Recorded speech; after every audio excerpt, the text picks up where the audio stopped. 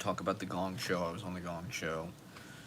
Let's get into it, people. I'm also uploading my newest vlog right now as we speak. So I don't know if that's gonna double the FiOS, whatever, the 5G. If that's gonna overload the LAN party that we've got going on here. The the cable modems, the 56K. But hopefully the stream will make it through to my community, my online community, my people. I mean, I don't know. Is this really worth doing? I love you guys. You guys are great. This is a huge part of my life, but I've been getting about 60 to 70 views on the recent streams. I get it summertime. One of the reasons why I want to get on tonight because it's raining, so I thought I'd have a captive audience. People are at home probably. I think it's going to rain all week. So it's Ashley's birthday week. And it's just kind of blanketed in rain, so could be a lot of live streaming potential. I've just been trying all day, catching up on, uploading the open mic from last night, uploading photos. I still got to do a cover for my recent book, Vigilante Justice. I got to draw a cover for that. So I've just been kind of like, doing kind of cultural errands all day. And this is another thing I'm committed to doing, and doing it twice a week. That's kind of my program. I'd like to do it 3 times a week, but or like we've talked about, just have a spherical kind of encompassing live stream that goes on at all times. People can just kind of check in on the Matt Proctor webcam, 24/7, 365. But I've got a little bit of privacy for the time being. But check out my new vlog. It'll premiere, I guess, tomorrow in the rain. It's 90 minutes long. It includes New York City Poetry Festival, so that'll be exciting for people. I mean, I had the footage right after the festival. I thought about releasing it as a standalone vlog, but I thought, I don't know. To be honest, my footage was kind of... I'm whipping the camera around a lot, so it's kind of frustrating to me. But... after a couple weeks, I mean, it's basically the last month of my life. I think it picks up July 11th or something like that, and goes until today. So there's a vlog I released last year, Central Park, which is like 3 fucking hours long, and it's sort of a companion to my book, Central Park. But it's also just like the summer. It's like the whole fucking summer just in a vlog, and it's 3 hours long, and I kind of love that. To me, it feels like Central Park. Everything is huge in Manhattan, Manhattan is huge and tiny at the same time. It's this tiny little footprint, like a stiletto, but it's super tall and it's super giant. It's the land of the giants. So Central Park is like this sleeping giant, and my 3-hour-long vlog, kind of the same thing. I have been getting some clicks on that vlog, and also people have been watching my 2019 The Movie vlog. I'm not sure who's been watching that, but that one's 5 hours long. To me, that's sort of like... because it's an entire year. It's literally like all of the footage I had for an entire year. And it was sort of a lost year in the Scenes from a Life timeline. Because in my last relationship, I basically stopped vlogging. So I couldn't figure out a way how to do it, because I had such an process of intensive... What I used to do with the Scenes from Life, I felt like I had to edit it. I had to do talking head kind of explanations, and I had to work on it, or else, like, what am I doing? I'm just releasing my fucking camera roll, which is basically what I do now. I release my camera roll. But there's enough interesting stuff in there that I feel like it kind of... if you're really paying attention... I know it's an hour and a half long, and I do a vlog like every 2 weeks. I put out a feature film like basically every 2 to 3 weeks. Like a Terrence Malick kind of nature, poetry, monologue video. And I don't know, they're kind of repetitive, I suppose. They're like gradations, of a shade.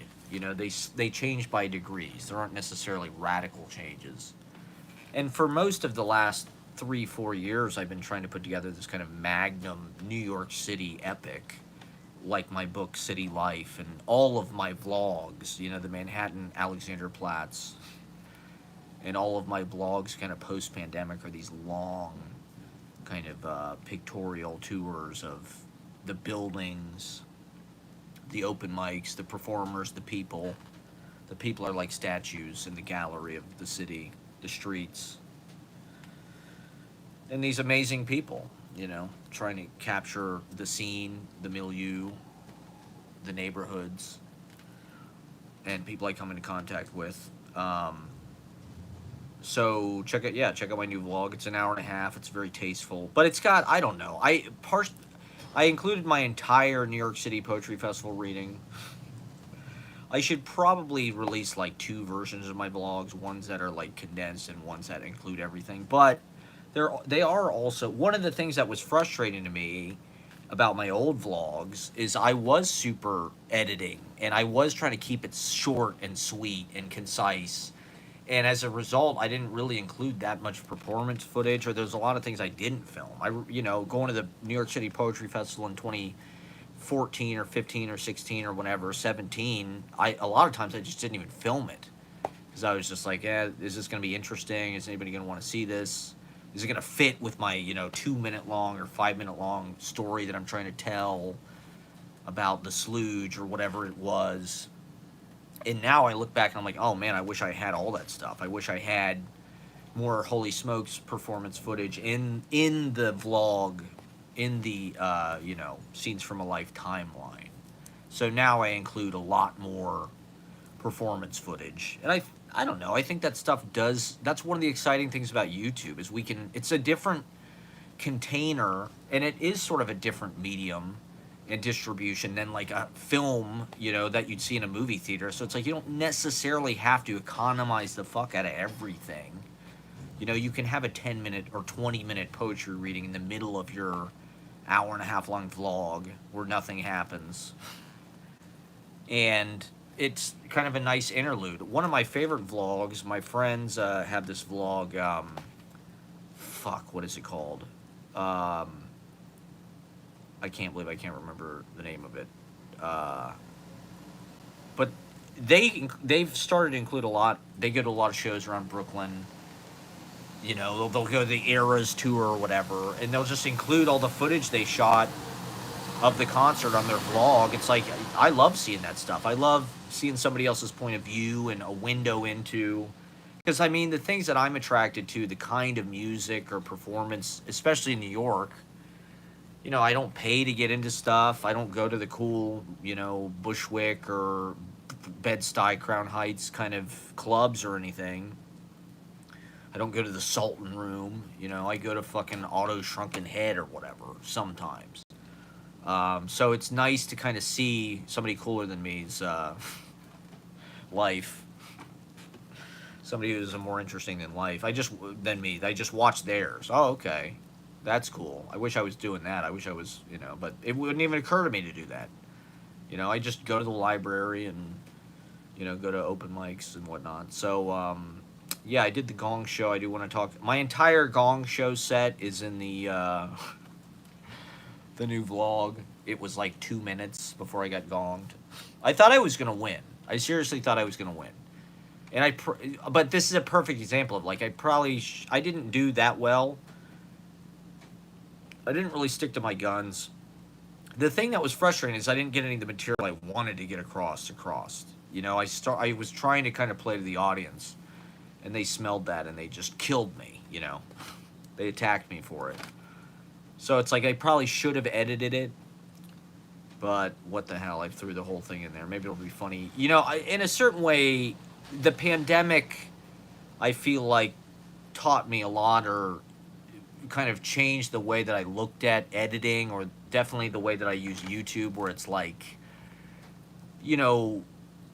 during the pandemic, the things that are interesting are on YouTube are not necessarily the things that are interesting on Netflix or in a movie theater, where it's like, it's actually really interesting just to watch like footage of people driving around in the 80s or something. Or like, I was in Columbus, we were watching this footage of like High Street in the 80s, just to see what people looked like, what the world looked like. Live concert footage is one of the best things on YouTube. Things that you thought were kind of shitty, lo-fi, quote unquote. Somebody had a camera at a Nirvana gig at Stashes in the 90s, or Sonic Youth or whatever. YouTube gives that stuff a whole new life, and you know, in my younger days, I had a lot of hang-ups about the tech, the sound, the way the video looked, this or that. You know, oh, it's not a pro shot. It's not sound from the board. It's just the on-camera sound, so it's kind of shitty and blown out or whatever. But uh, I like that the internet kind of like just demolishes all of those kind of quality standards. You just see every kind of shitty video, shitty sound, shitty. Uh, and it, you know, that doesn't necessarily affect how people like it. You know, people like stuff even in spite of the fact that it's very, you know, shot in their bedroom or whatever with bad yellow track lighting or whatever, like this. You know, completely not telegenic presentation, really. But yeah, so the Gong Show. So Tarek Moomin asked me to be on it, which was very nice. I mean, I guess it's not, they don't necessarily book the best people. It's more kind of just like, you know, a circus. And I mean, the original Gong Show was one of my favorite things. Chuck Barris, right? The television genius. One of the most memorable times of my life was we were in Florida on spring break once when I was in high school, and we rented this hotel room because it was off season. It was like still winter. Or I think it was Thanksgiving, actually. It was Thanksgiving.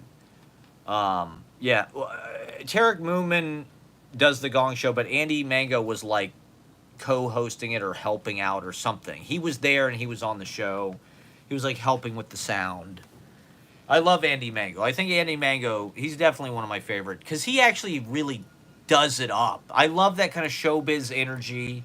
He's got a stage name. He's got a look. He's got catchphrases. He's got kind of a funny comedy rhythm. He got gonged. I talk about it in my set. You know, I mean, so it was nice of him to ask me, but once again, it's not necessarily like, you know, you're throwing everything into the mix. And so the original Gong Show, right, was like just kind of a freak show. It wasn't really, and it was everything. It's not really just comedy. You'd have the unknown comic with a bag on his head, but then you'd have, most of it was like acts that were kind of purposefully bad.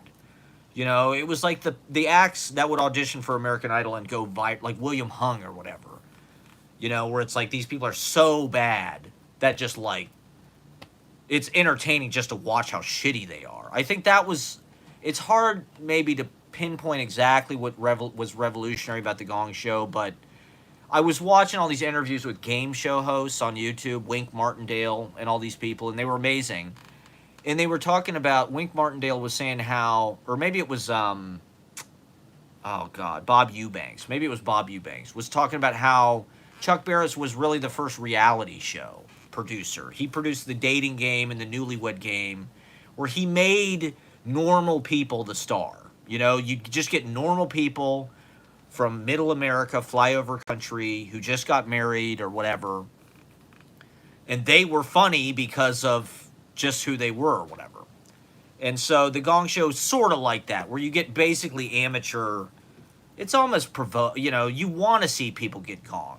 You know, there is an element of sadism where it's like, gong this motherfucker. He sucks. Let's throw fucking vegetables at him. And it's sort of a mob. I mean, that's one of the things that comedians, I think, psychologically are dealing with, is like they're facing a mob. You know, I was thinking about it today, and like your job as a comedian, it's almost like a kid in school who convinces the class, like, hey, listen to me. I've got the smart shit to say. I've got the funny shit to say. I'm going to pick out targets. I'm going to make fun of them. I'm going to turn the energy of this mob against, I'm going to use it to look at that person. Aren't they X, Y, or Z? Look at this person. Aren't they, look at this fat guy. Look at this whatever. Boom, you know. And so you're it's almost like bullfighting or something, where you're constantly, the audience could turn on you. And I think audiences now, maybe more than ever, are like, they're frothing at the bit to destroy you. It can feel that way when you're doing comedy, where it's like you kind of feel the energy of the audience being skeptical, waiting to be impressed, waiting for you to prove yourself, and that psychologically, I think, is bearing down on you every second you're on stage. And this Gong Show is kind of an exaggerated version of that, where it's like, okay, the way that they did it, they gave people cards. They gave 3 red cards to people in the audience. And if all 3 people raised their card, they'd gong you. So it was, the TV show, they have celebrity judges. They got Jamie Farr, or whoever the fuck, Ruth Buzzy, Charles Nelson Riley. These people that are no longer famous.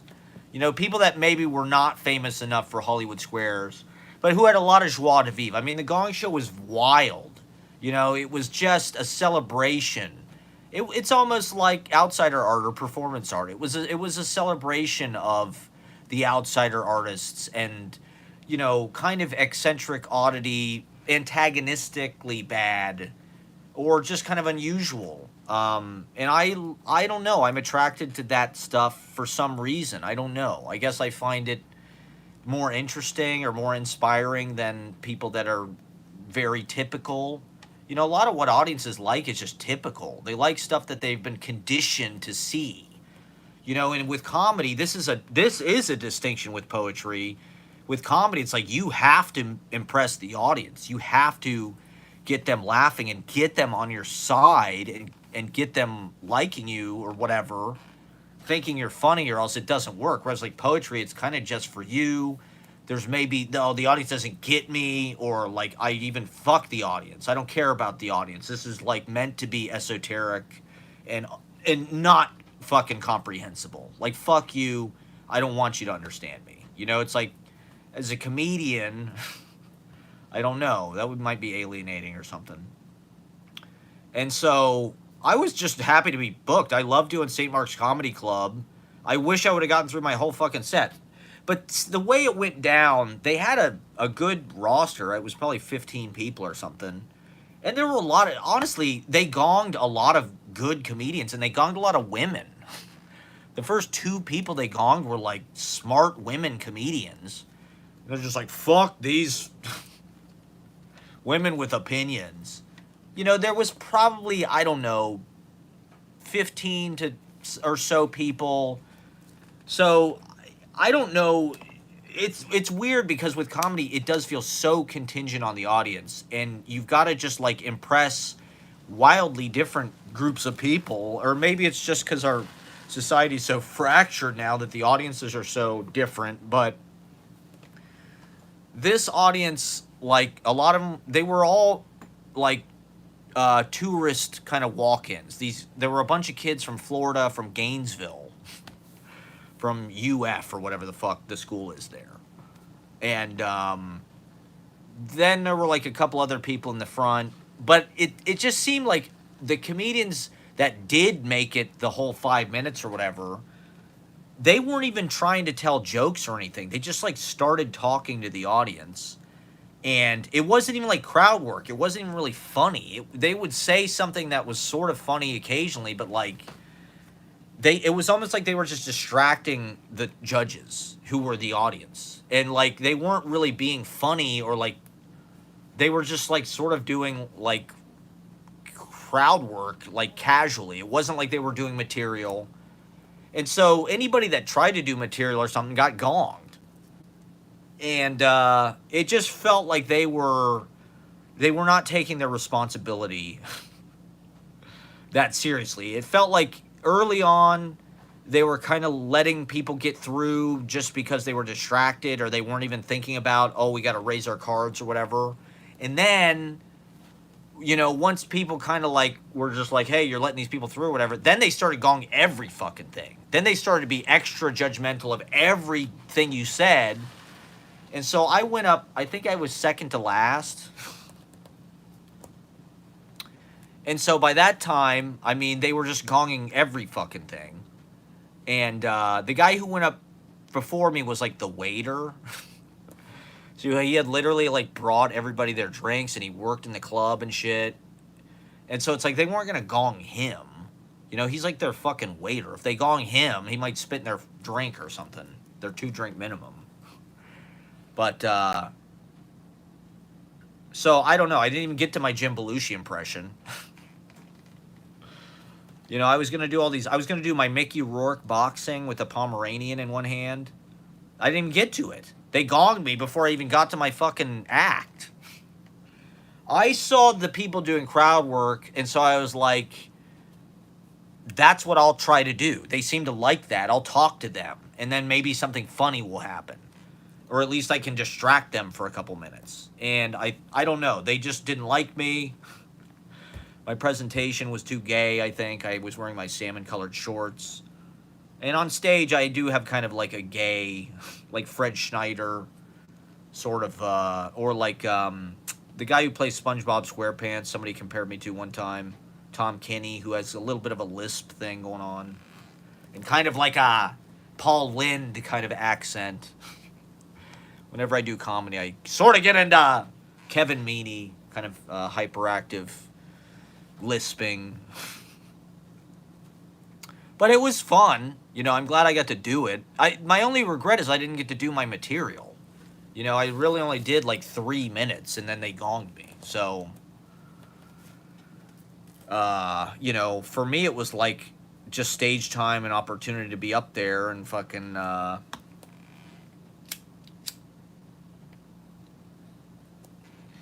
I went down hard. I grabbed my dick and I cussed everybody out. So you can see that in my vlog. So, you know, I'm proud of myself for that. I didn't, but, you know, to be honest, it did feel like humiliating. All the people that got gonged, like, literally left immediately. They didn't stick around to, like, you know, fucking watch their comics or see who won. They literally, like, beelined for the exit with, like, their, you know, head kind of, like, trying to block people from seeing them. That's what I did. It was, you know, it really does rile the audience up. You know, participation and canceling people, firing people, making decisions about the quality of people's work. Yeah, I mean, it was fun. It was fun to do. Like I said, I love the Gong Show. And it was a fun show. It's the only fucking show people ask me to be on. You know, I haven't gotten any other fucking offers. Ann Van Epps asked me to be on this rooftop show, but that fell through. That was supposed to be in September. She's the only person that really books my comedy. But to be honest, I have not really been getting out there that much. And, well, this is just, it feels like you kind of got to bring the audience to you. You got to build an audience online that likes what you're doing and who wants to come to see you. And so it feels like a little bit more... I mean, I love paying $5 to go up in an empty comedy club and, you know, fucking bomb in front of 4 other toxic people that I sort of know. But, I don't know. It's just a fun thing to be involved in. It's a fun thing to do. And I don't know. I was just watching this interview Colin Quinn did with this guy who's like this psychologist, all these fucking comedians who lives in the East Village. It's on YouTube. And he was talking about how when people become comedians, they kind of change. You know, they really become, they change as people, you know. You have to inhabit that role, I think, in a very full way. You know, and it kind of changes your voice. It changes the way you dress. With poetry, it's the same thing. You know, it's like a few years of really being invested in you know, enveloped in poetry and hanging around poets and reading poetry. You dress differently. You cut your hair differently. You behave, you know, different senses of possibility. That's one of the things that I find also frustrating about the scene is just like everybody kind of has their own little pockets of culture, you know, where it's just like all the comedians go to all the comedy shows, all the poets go to the poetry shows, music people go to music, and it's like you know, it would be nicer if there was. Why not book everything on your show? Why not book bands and comedians and poets and you know, like the shows that I did last summer, this Easy Paradise summer concert series, you know, that was like a variety show in a bar, you know, and get the scenes to kind of overlap. I don't know. It's fun to do, and I guess what I'm saying is like, I'm worried. Am I gonna change? Am I gonna become a comedian? Like, I don't really want to be like a comedian. I don't want to, you know, like, is my poetry veneer wearing off? Have I not been spending enough time, you know, living the poetry life? But the thing about poetry is there really is this sense that it's sort of unrewarding, or like it's a vow to poetry, right? Like Anne Waldman says, it's a vow to poetry. You vow to live your life sort of in service to poetry, almost like a vocational religion or something. And comedy is a similar thing, but there's also the idea that you can become a big star and make shitloads of money and go on tour. And you know, poetry, if you get that, it's probably going to be on a kind of a micro level, which is also fun, but you're probably not going to be playing Madison Square Garden or anything. Joe Rogan has a new comedy special out. No one's been asking for that, but he's responsible. He's really responsible for, you know, low IQ, verbal content barrage culturally. You know, suddenly there's just a huge market for stupid, unfact check. You know, let's get Terrence Howard on to just run his fucking mouth about his sort of mystical, drugged out pseudoscience for 3 hours. We're not going to verify it. We're not going to fact check. He just sounds like he knows what he's talking about. It sounds cool. But if you have no critical thinking skills, then you're not going to ask any questions, you know? I didn't watch Joe Rogan's special, but I have seen clips of it in my TikTok feed. And everybody in the fucking comments just basically says the same thing, which is that Joe Rogan, his podcast is great, but he's not good at stand-up comedy. He's not funny. Which, like, I would agree with. You know, like, he's a lot of these comedians, he's trying to be sort of like argumentative, common sense guy that's making these kind of infallible, like, hey, I never thought of it that way, kind of funny arguments, but it's just like they're not really that unique or poetic, actually, or convincing. I mean, what was the clip that I saw? I saw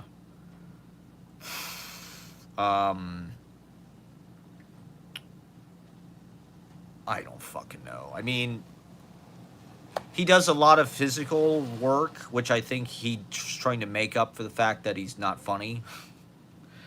Or he just, I don't know, he just doesn't have that extra thing that you need to, like, really, and to be honest, very few people do. You know, we're living in a culture where just, like, everybody's sort of trying their hand at some kind of show business creative thing. And, I don't know, it's just like, there is, like, an extra fucking thing that some people have, I guess. I don't know.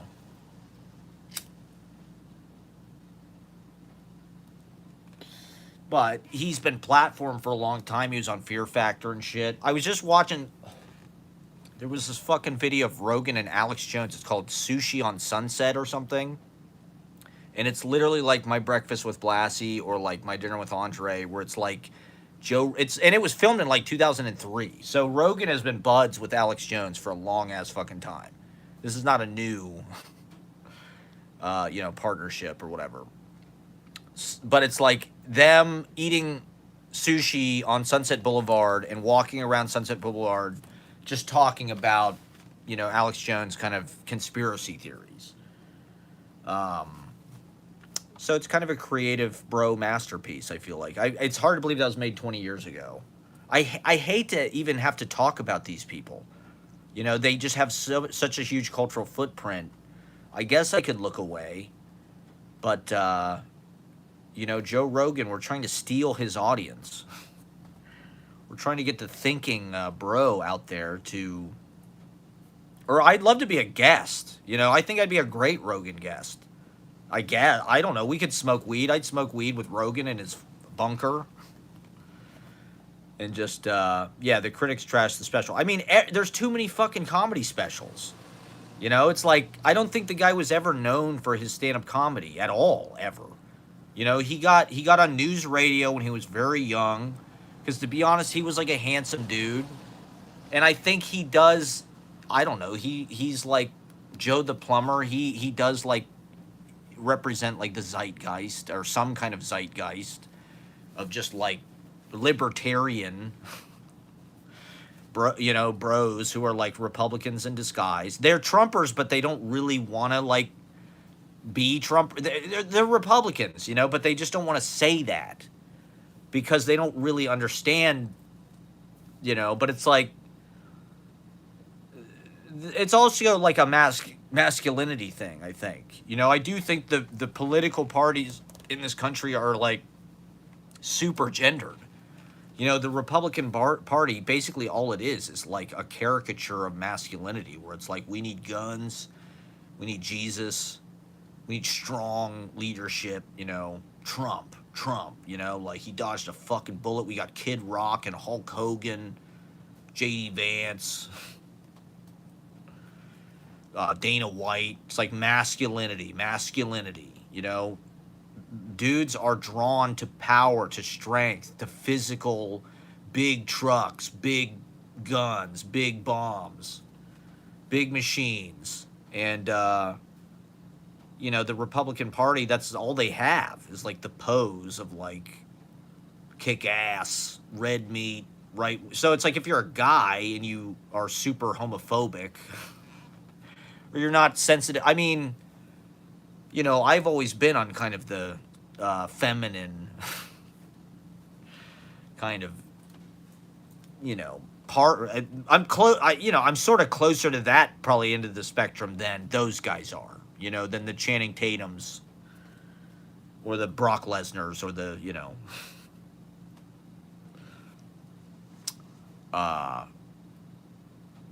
So, yeah, his special. He said, he's never been good at stand-up comedy. He was on news radio because he was young. And then, I don't know, NBC likes him for some reason. He's probably a fucking psyop. He's probably a plant. They probably find him useful. You know, NBC has created all this fucking fascism, to be honest. They created fucking Trump. Fucking J.D. Vance was on all the Today Show and all that shit. You know, they created these people. Saturday Night Live platforms, all these fucking people. Strategery. And so Rogan was on Fear Factor. And he sort of, you know, he had an audience already to build his podcast on. You know, it's not like he's just some fucking, he's like Maron, right? Like Maron had like a career before he wasn't just some fucking dude in a garage.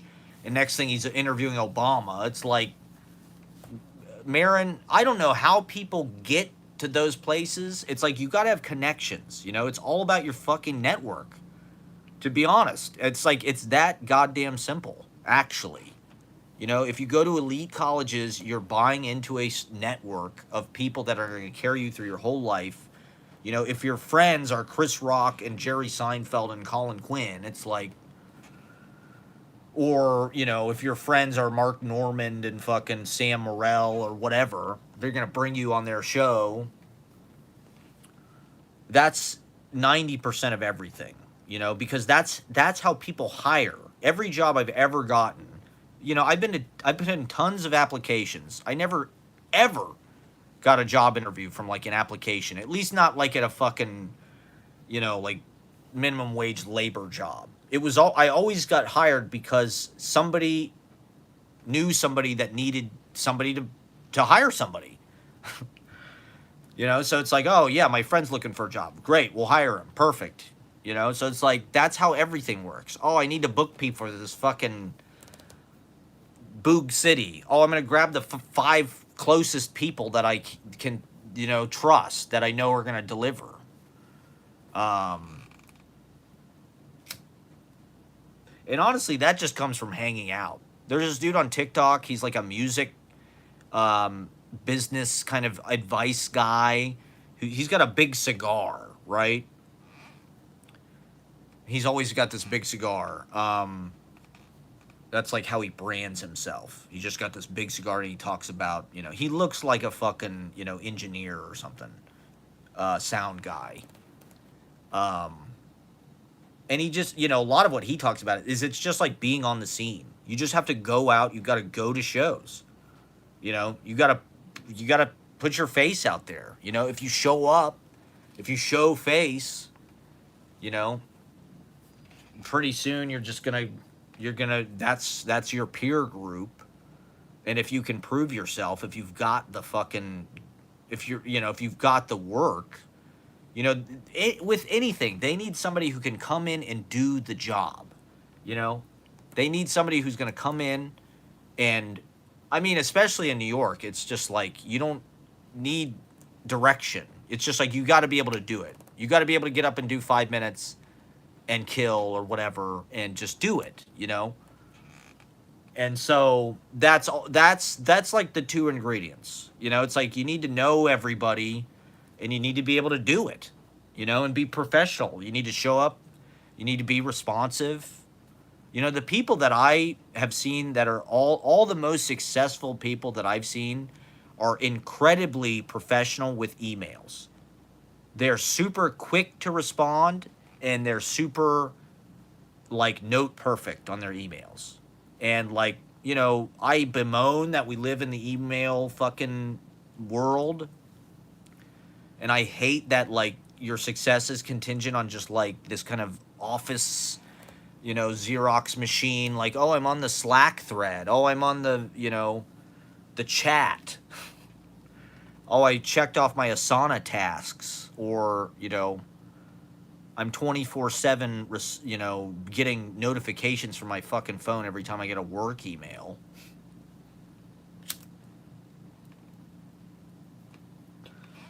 Like, I still want to live in this world where it's just like face-to-face, calling people on the phone, talking to the manager in a bar, kind of kismet. There's like an element of serendipity with that kind of stuff. That's why online dating doesn't work.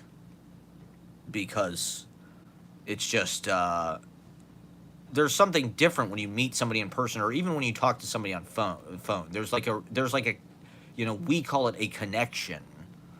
But it feels like, something biological. It's like I've got experience with this person. I've got memories with this person. Like I trust them or like I feel comfortable around them.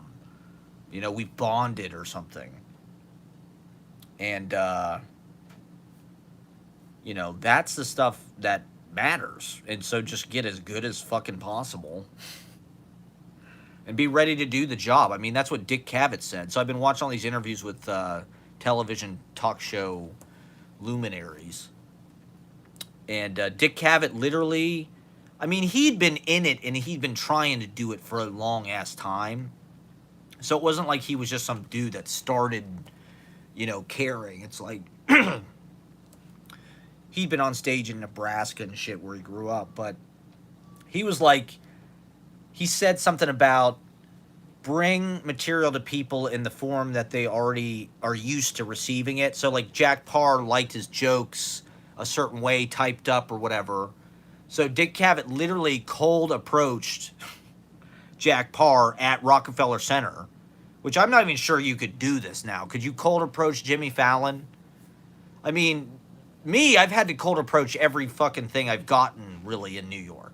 Basically, it's just like, all right, Ashley, love you. But it's like sometimes you blow out, and it's painful when you blow out with your heroes. It doesn't always work. Sometimes you blow out with Jack Parr. Or Wallace Shawn, or whoever, XYZ. Insert your hero here.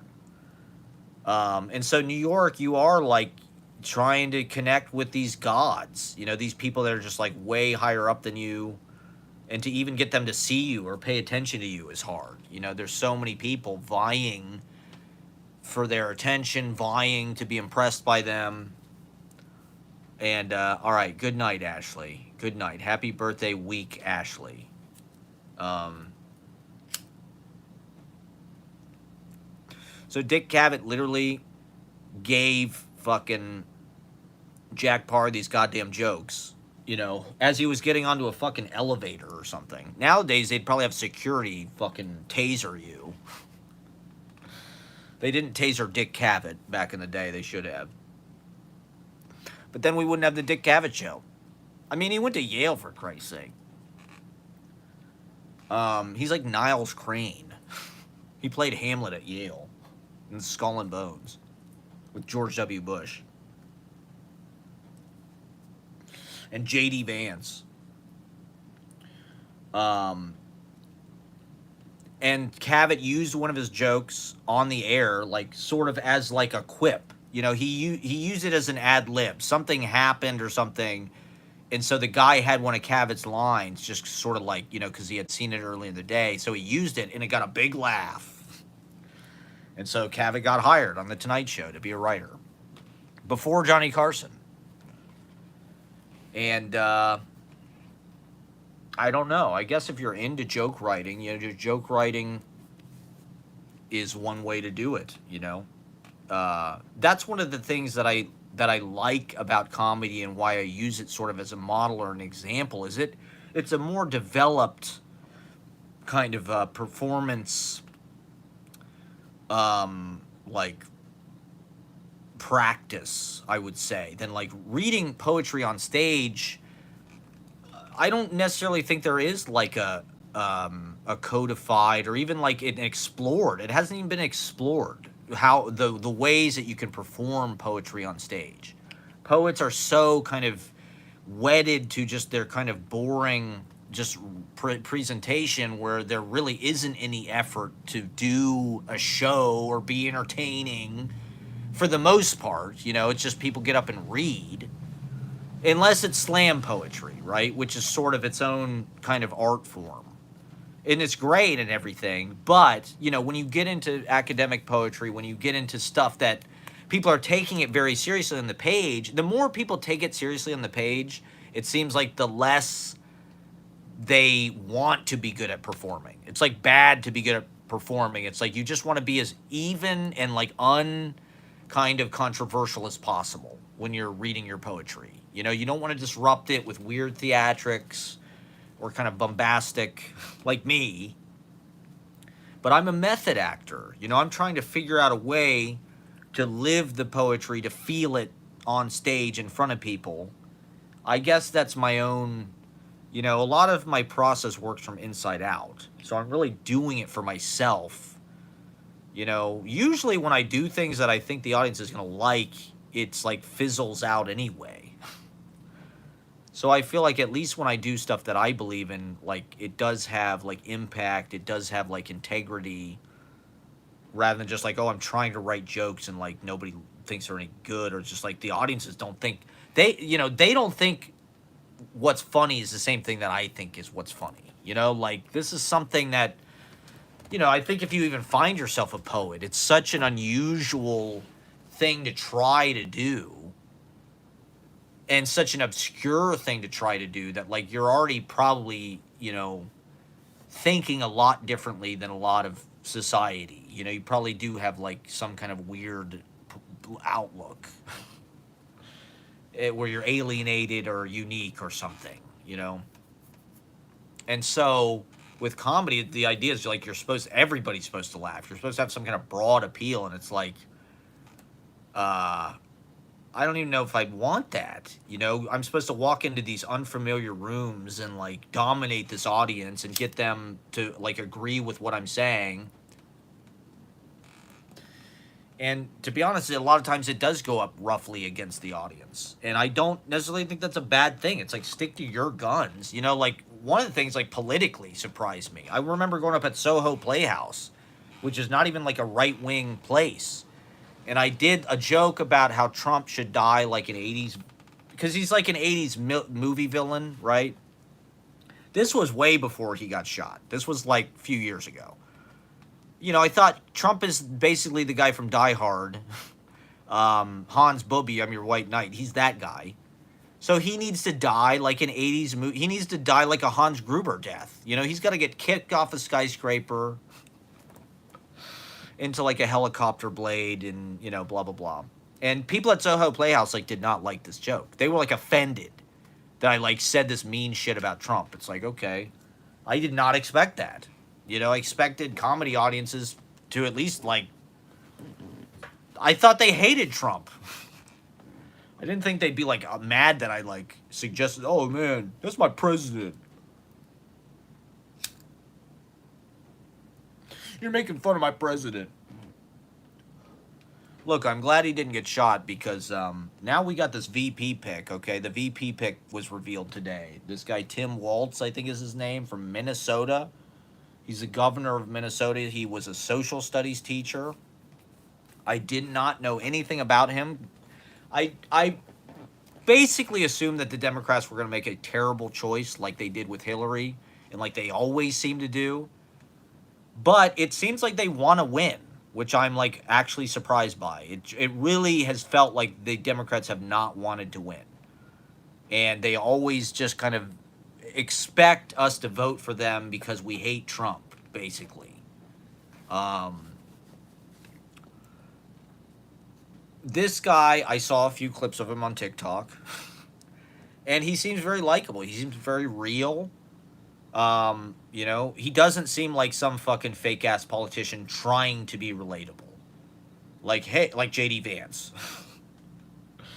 You know, he seems just like he is who he is, and he's actually pretty charismatic.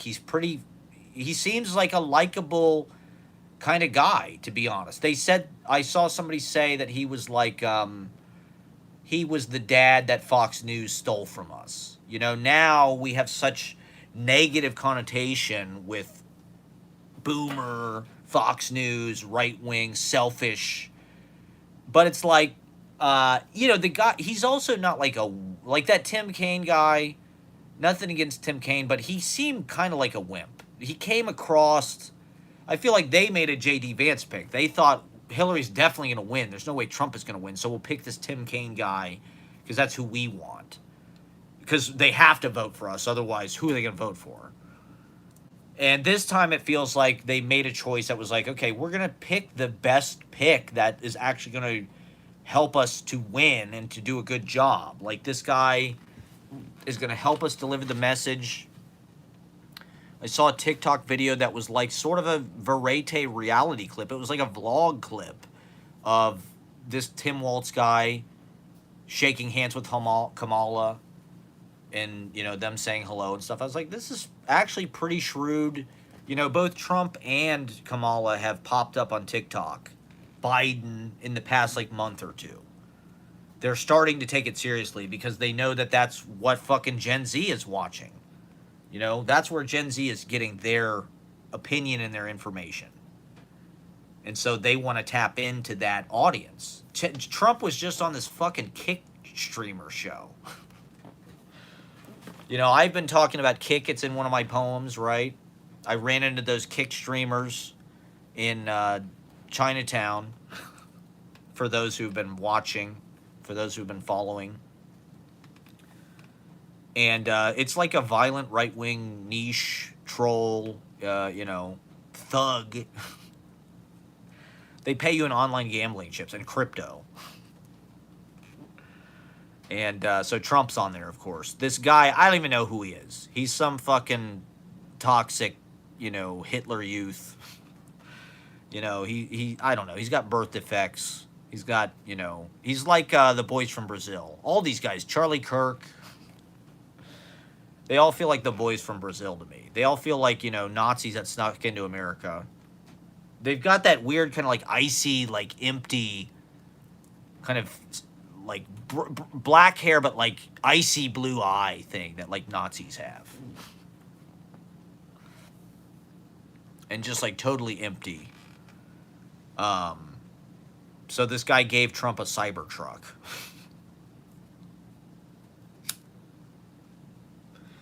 I hope they're toast. I hope we really, I agree that, like, let's just slay the Trump fucking demon. Let's put this thing to bed and move on with our fucking lives. We've lived with this guy up our ass for the better part of a decade. I'm so sick of hearing about him.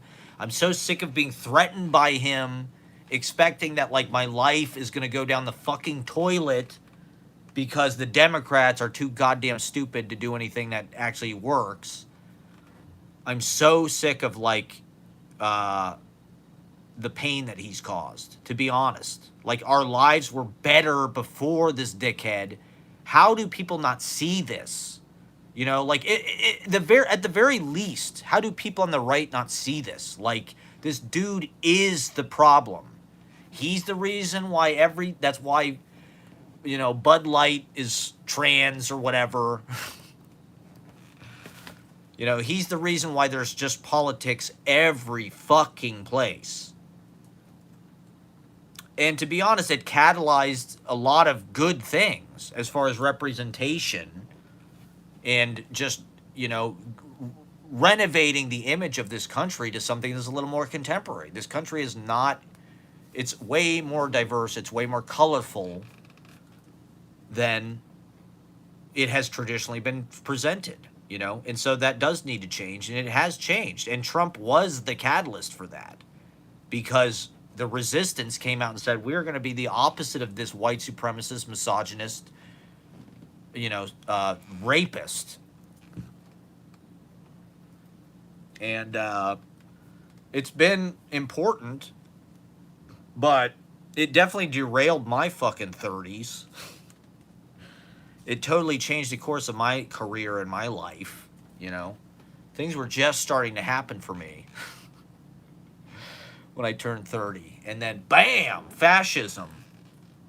Celebrity fascism has come home to roost.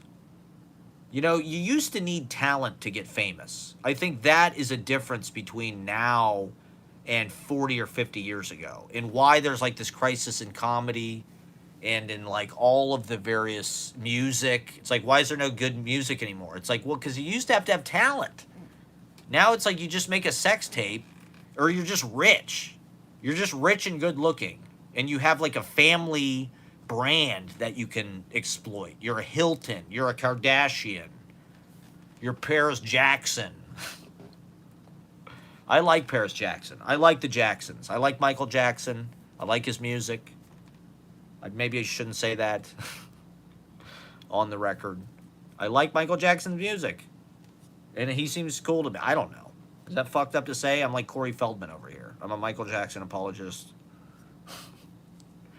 You know, there was some toxic people in show business, and show business was toxic. But something changed with reality television and celebrity. You know, Paris Hilton was really the first, I would say, where it was like, and people love Paris Hilton now. She is an icon to people, to feminists, to millennials, Gen Z. Paris Hilton is a fucking icon. We love Paris Hilton. She is a role model. She was sort of like Britney Spears, Jessica Simpson, Christina Aguilera. She was one of those kind of blonde, Mandy Moore, except take all of the musical talent out of it. And she's just sort of like a charismatic, flirtatious, you know, person. She's an interesting person. She had a song, you know, whatever the fuck that song was about, stars or whatever.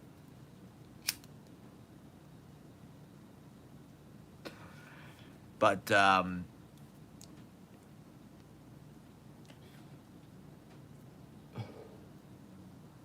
that was when celebrity got divorced from, like, you know, it used to be actors. You had to have acting talent and maybe fuck the right people, suck the right people's dick, suck Weinstein's dick. And you would get, you know, and that's why movies were good, you know? Now they don't need anything to be good. It's just IP. It's just people want brand familiarity for some reason.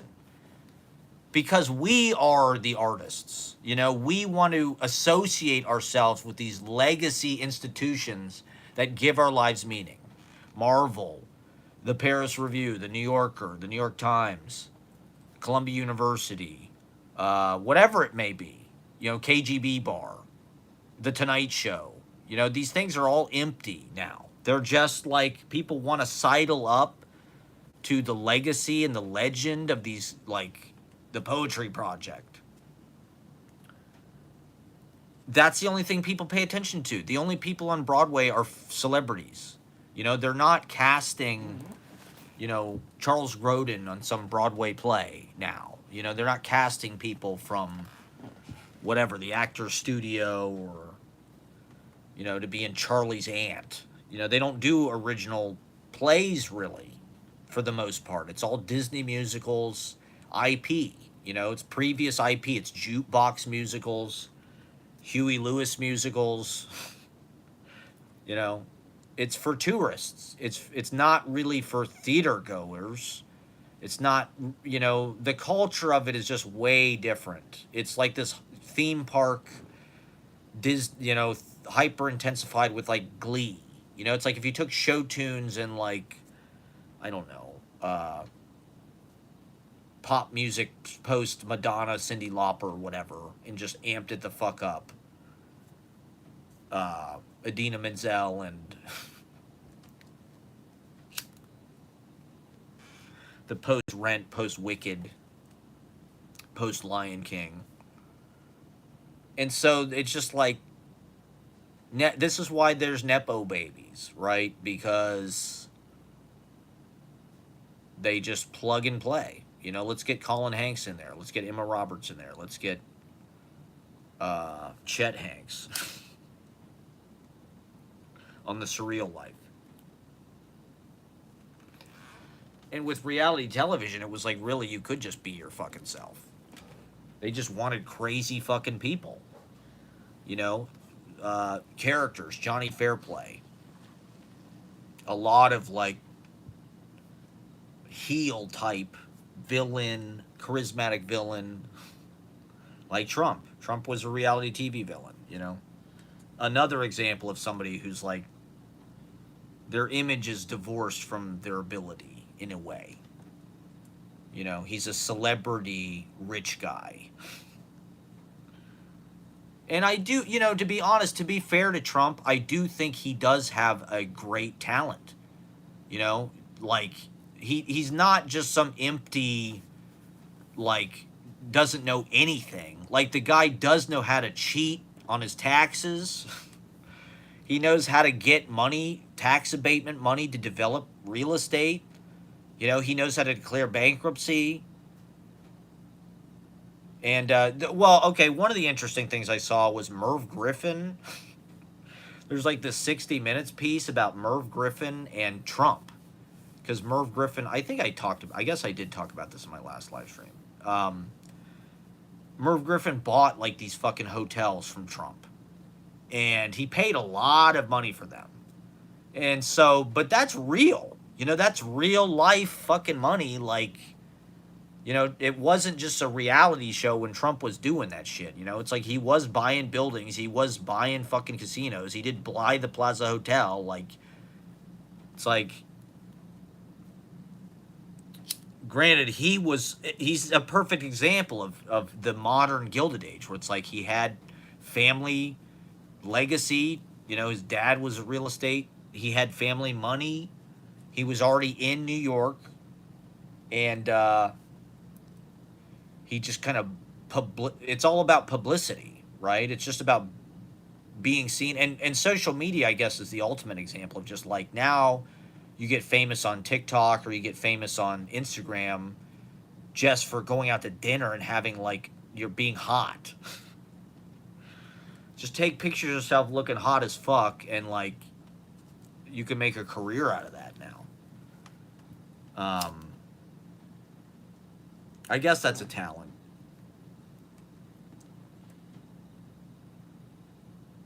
You know, I had an idea for, like, a website like 10 or 15 years ago. Yeah, small loan of $100 million. There you go. I had an idea for a website which was like realistically hot girls. You know, I think like the media, a lot of times it's like they're looking for like these unicorns or like, you know, Victoria's Secret models don't really look like anybody you even see really in day to day life, usually. You know, those women are like rare. Whereas, like, you know, I do think that, like, you know, girls that you know that are like, they're realistically hot. Like, that's a lot of time the hottest thing is a girl who's just like cute or like, you know, a, maybe not even attainably hot, but it's like somebody within your sphere of like your life. You're like, wow, that girl is just like, you know, uh, I don't know. Does that sound creepy as fuck? I mean, it, like, remember hotornot.com? I don't know if anybody is old enough to remember hotornot.com, but that was really a great website. I can't believe they haven't brought that back. You know, it's just like, how is there not a swipeable Hot or Not app? Like, that's basically what Tinder is, I guess. Hot or not. You know, do you think they're hot? Do you think they're not? It's that simple. But, you know, Hot or Not was brutal. They'd give you a number. I was not on it. That was like, you know, in the days of the internet where it was like rare to even have a picture of yourself online. Because it was like, you know, 5 megabytes was like a huge file.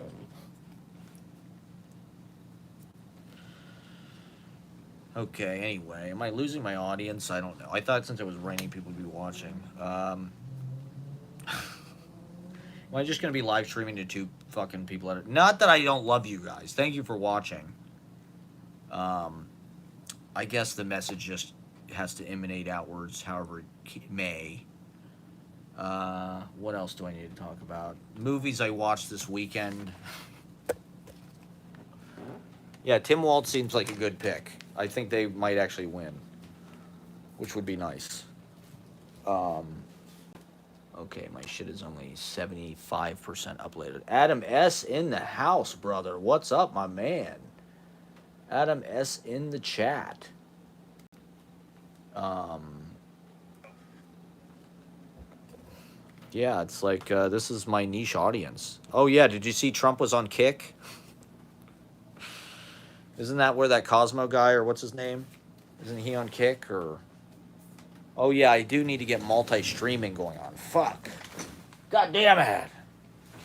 They'll probably cut a double live album now. God damn it. Okay, Flower Love 336, how are you? Thank you for watching. Is there anything you want to talk about? Do you have any subjects of du jour that you want to talk about? Oh, did YouTube hear me complaining and they pump more people into my stream? Apparently 75% of the people that watch my videos are new viewers. So we're just trying to tap into that. Hour and 12 minutes left. That's right. I got, well, I'll go as long as my phone battery lasts. I'm on this MagSafe life. I don't know how many people out there are living the MagSafe life, but I am drained from this MagSafe life. Okay, entertain you. Are you not entertained? How? I've got 5 likes. Ashley must have liked this a bunch of times. Let me go to my set list here, see if there's anything interesting to talk about. A guy tried to sell me a taser in Union Square the other day. This guy was walking nicely from table to table. They have these nice tables set up, but they break the tables down at 6 p.m. So the tables are just for people that work. They're not for poor people. They're not for homeless people. At 6 p.m., the tables get broken down. All the people with jobs are going home. It's for people who work, who are there to conduct business at lunch. And so this guy was walking table to table with tasers and pepper spray. And to be honest, I did want to buy pepper spray. I do want to have pepper spray. Can you notice me, please? I'm noticing you, Flower Love 336. Thank you. Wonderful emojis. Is that a Statue of Liberty? Thank you for using emojis in the chat. We're in a post-alphabetical... I thought GIFs and emojis were going to replace words. I don't know what happened there, but we're stuck with these goddamn antiquated... I was thinking about it today. Why don't they just get rid of apostrophes? Is that really necessary? When I'm texting, it's like I got to go to a whole different fucking screen to get an apostrophe. You can't just get that on the home key screen. You got to go to the punctuation screen. It's like, we know what the word is. You know what can't is. You know what don't is. You know what won't is. You know, there's no other word. I mean, there is, but I don't know. I'm in a post apostrophe sixth dimension. Okay, I'm in a six dimensional post apocalyptic post Oxford comma. Um, yeah, I don't know. So maybe I'll just talk more about the open mic theory. Last night was fun. It's the dog days of summer, right? It's August 6th, I guess. Apostrophe is Adam S's second favorite Zappa album. Are you a Zappa head? How many Zappa albums are you familiar with? I like Zappa's song titles. I think he's got the best song titles, and his music is very idiosyncratic, and I like that. What's number one, you ask? Zoot Allures. Yeah, we've talked. I'm more of a Beefheart guy, but what about We're Only in It for the Money, or what's the one with like Concentration Moon on it, or Let's Make the Water Turn Black? That's the only one that I really listen to. I had that one, I think, like on my iTunes.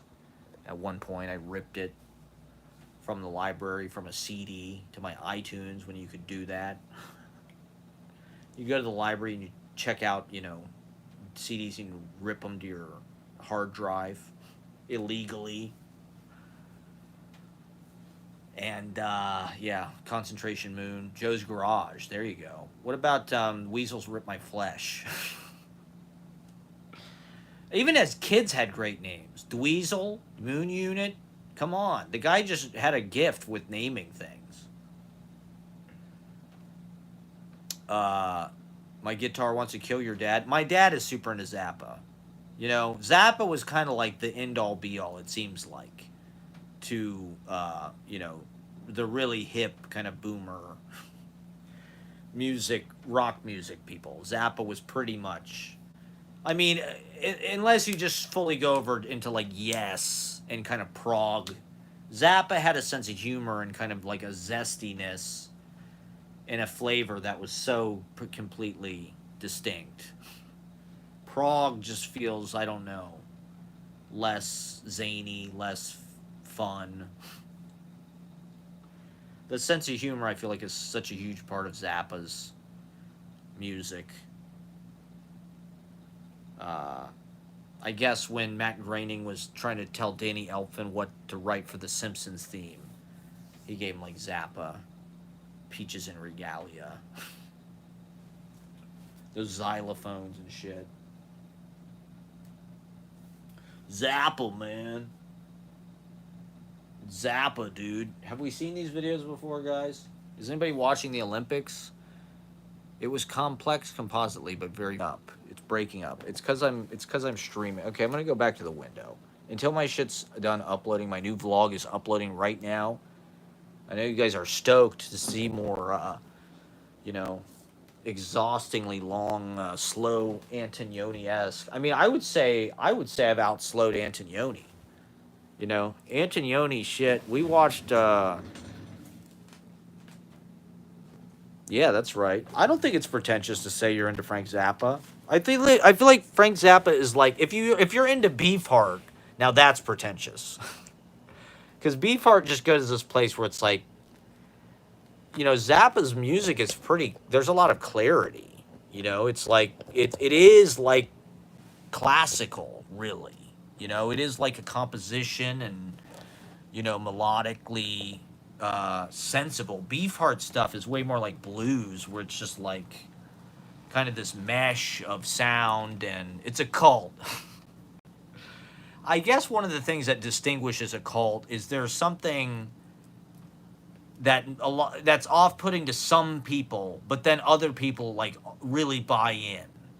Like I think Cecil. I don't know. A lot of free jazz stuff is like that, where it's just like Bitches Brew. There's certain people that are just like, this isn't even. I won't even listen to this. It's not even music. But then they're really in, they're more into the cool jazz sort of Miles Davis stuff. But it's like for me, it's like I'm almost more into those kind of idioms. I'm more into Sun Ra, Space is the Place, Cecil Taylor, Coltrane, 12 Giant Steps, Alice Coltrane, things that are working more in, a field, an open field. It's almost like projective verse. Free jazz is a lot like projective verse, where you kind of have this like matrices. You have an x-axis, a y-axis, a z-axis, and you're just kind of making arcs of energy and statement across that. Yeah, Zorn, John Zorn, all that shit. I wish the way that people play that music now is super cliched. Even that type of music has kind of codified into like a genre that's sort of not interesting. Um, we got to get System Lord back out there. It really is a shame that System Lord has not played in like almost a year at this point, like 8 months or something, 9 months, because with System Lord I could really fully release. There were truly no limits. And I don't know. There should be more music that's and more art. Everybody wants to cling to these repetitive rhyme patterns or song patterns, rhythms that are locked in and coordinated, cohesive. I'm into that stuff too, but I don't know. I'm more into blend. I'm more into humans blending and using their own palette, expression, articulation, whatever their own sense of what sounds good, whatever their own sense of what scales are. I don't really like playing with people who have a lot of chops, to be honest. They kind of know too much. They know too many things that they can put into whatever you're doing. It's kind of more fun to play with people that you don't know what the hell they're going to do. And they're making these complex note clusters that maybe are not chords, maybe they're not, you know, but you can make, it's just vibrations, man. And the idea is we're like bats, when you're jamming with your bros, it's almost like you're triangulating the vibrations in the room. And you're trying to achieve a balance and a harmony, right? Where everything kind of, locks in and vibrates with this golden ratio. It's all about the golden ratio, like in that Disney cartoon. And getting things to sing. Make it sing. You have to make it sing, okay? That's your lesson of the day as artists. Rule number 1, make it fucking sing. Whatever it is, that shit better be shining. You better spit shine that motherfucker. You gotta make that shit sing.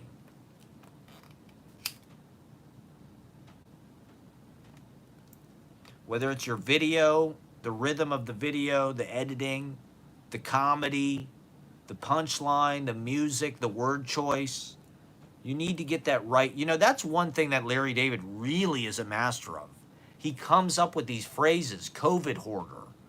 He's just endlessly, coming up with phrases that are like, it's like poetry. He figures out the exact fucking words to unlock the thing that always gives, Every time you hear it, it's like, I believe I played that role to some critical acclaim.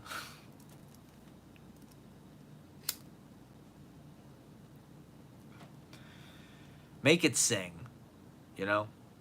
Make them laugh. Be a clown, be a clown. We watch more Jack Nicholson movies. We watch Heartburn, the Nora Ephron film with Meryl Streep. Jack Nicholson plays a philandering husband. I think it was very influential on like Lena Dunham. I think she's really into Nora Ephron. It was a good movie. I think it's interesting that Jack Nicholson has this career where half the people he plays are like psychotic maniacs who are violent and like scary. And then he's like in rom-coms. He's in like fucking who's that lady who makes the like the old people rom-coms?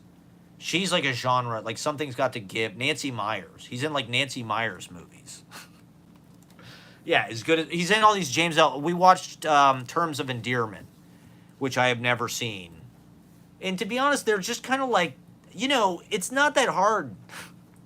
After that movie won Best Picture. Terms of Endearment won Best Picture. It's like, it was a good movie. People, they don't, Judd Apatow is like trying to make Terms of Endearment, it feels like.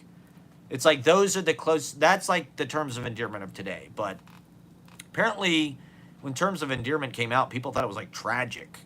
Oh, she dies. Her kids. It's like, they didn't really milk it. I feel like they could have milked it way more.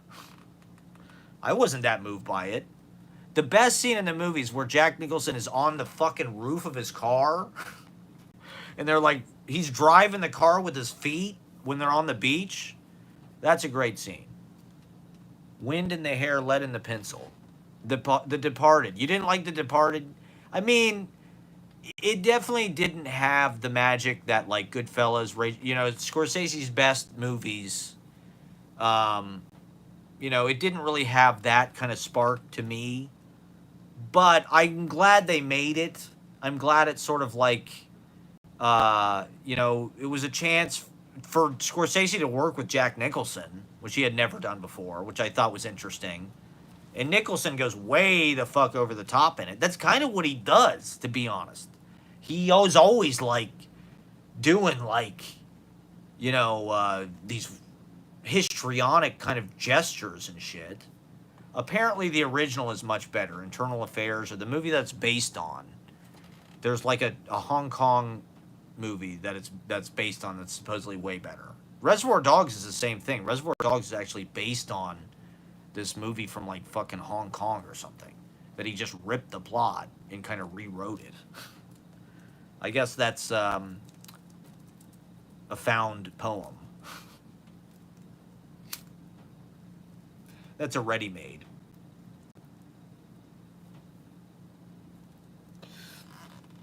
I mean, they called Van Halen because they thought it sounded good like Santana. Everything is copying from something.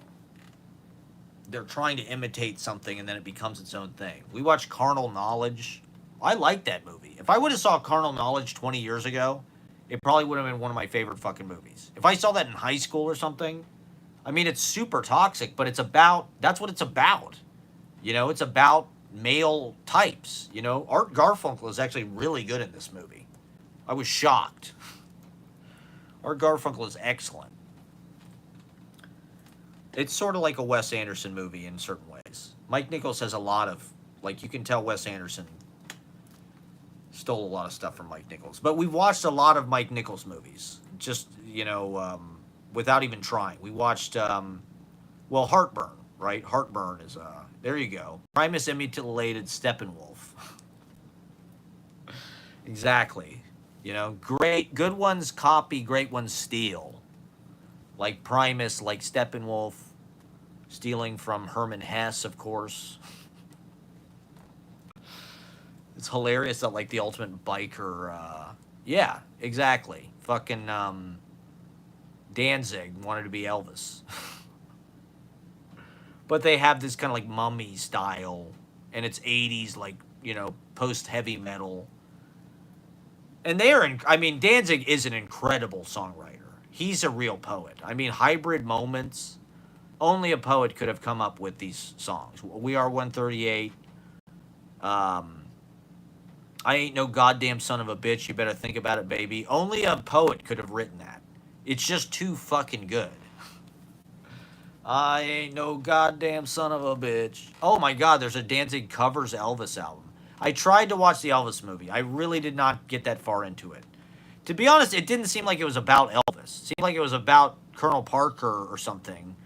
And I really did not think Austin Butler was that good. I don't think he looks like Elvis. I thought he was trying really hard, and he had been coached to do like some kind of Hollywood impression of Elvis. But like, I don't know. The movie just felt like it was a lot of costume design and set dressing and dolly moves, Steadicam moves. But it just did not.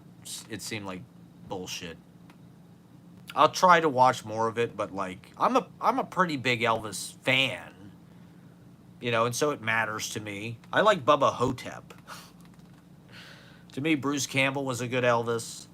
And Kurt Russell, Kurt Russell, to be honest, there was a mini series with Jonathan Rhys Meyers.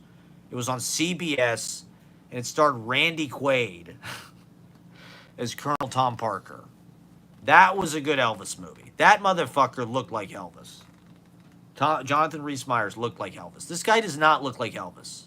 He looks like Baz Luhrmann is trying to like make Elvis look like some kind of like post Nine Inch Nails, post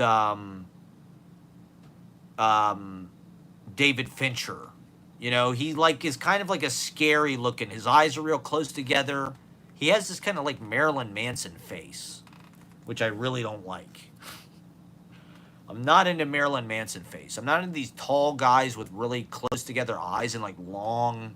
To me, that's like a school shooter face. That's like the guy who walked into the Batman movie and shot everybody in Aurora, Colorado face. Or MGK or Machine Gun Kelly looks like that too. He's got like this long, kind of like, Edward Munch, kind of like scary, like melted white guy face. He looks like Casper or fucking the Pillsbury Doughboy. I do not stand the Austin Butler Elvis, okay? I did not think it was good. I liked Priscilla. I thought Jacob Elordi was excellent as Elvis. Jacob Elordi was actually very, very good as Elvis. I thought he got Elvis. Elvis was just like fun. He got it. That dude got it. He got the regality of Elvis. He got that he's sort of this guy who's just playing with these people. He's not a bad guy, but that's right. It's Gladys's fault. When are they going to make a Danzig biopic? Huh? We're waiting. The world is begging for the Danzig biopic.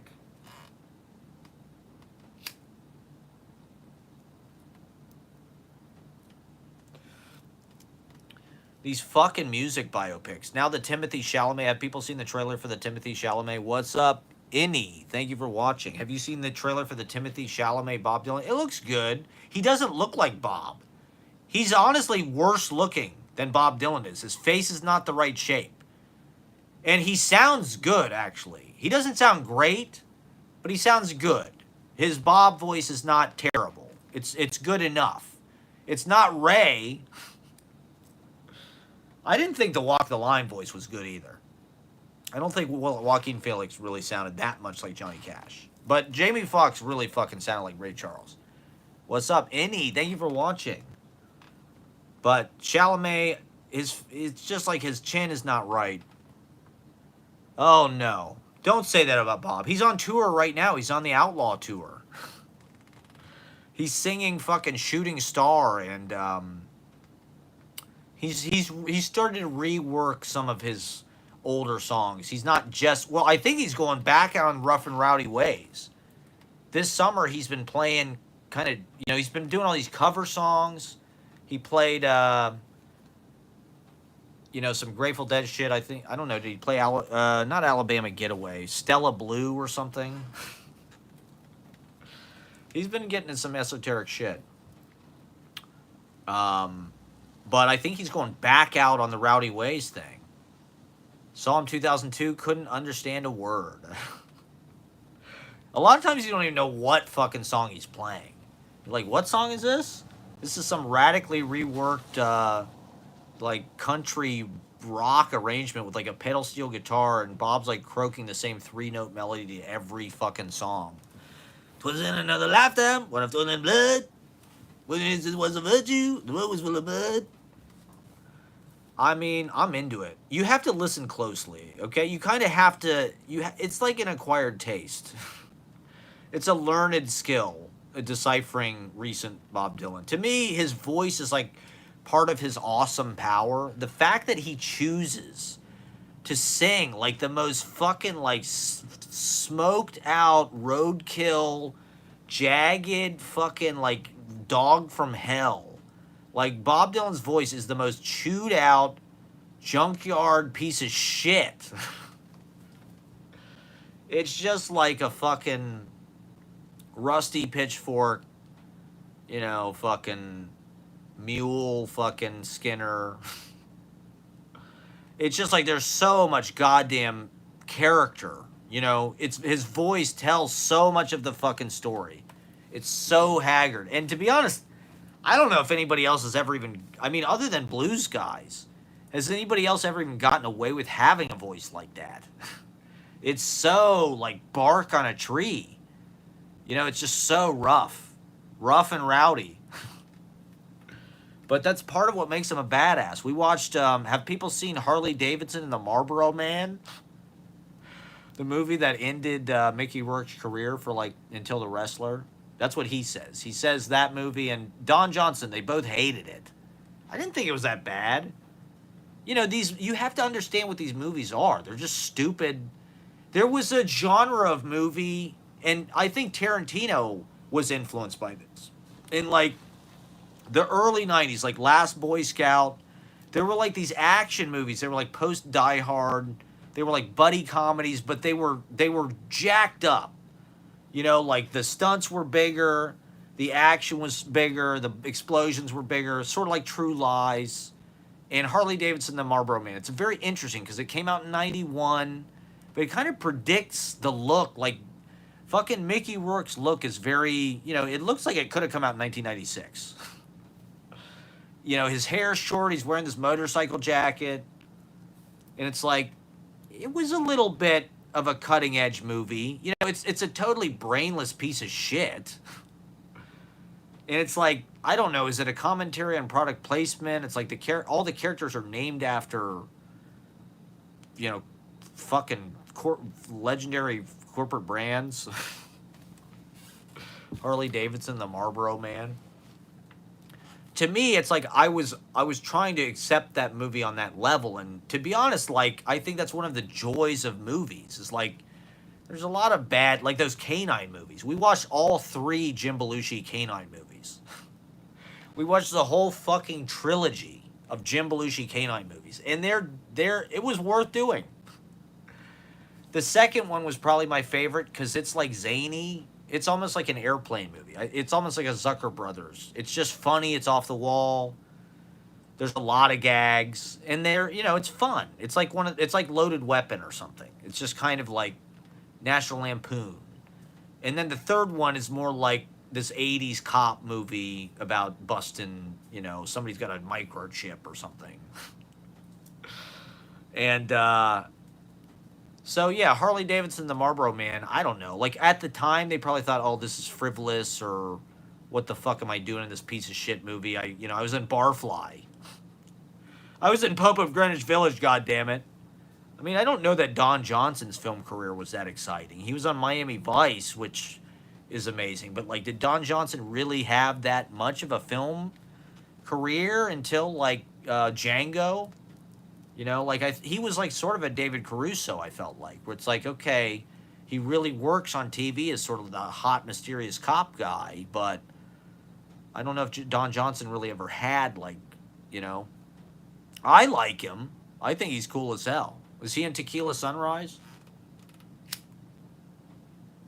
We watched Ironweed. Have people seen Ironweed with Nicholson? It takes place upstate New York. It's sort of like a Union Depression era. I'm into that era of film. That's one of the things I think films are great at. Is like they're visual aids.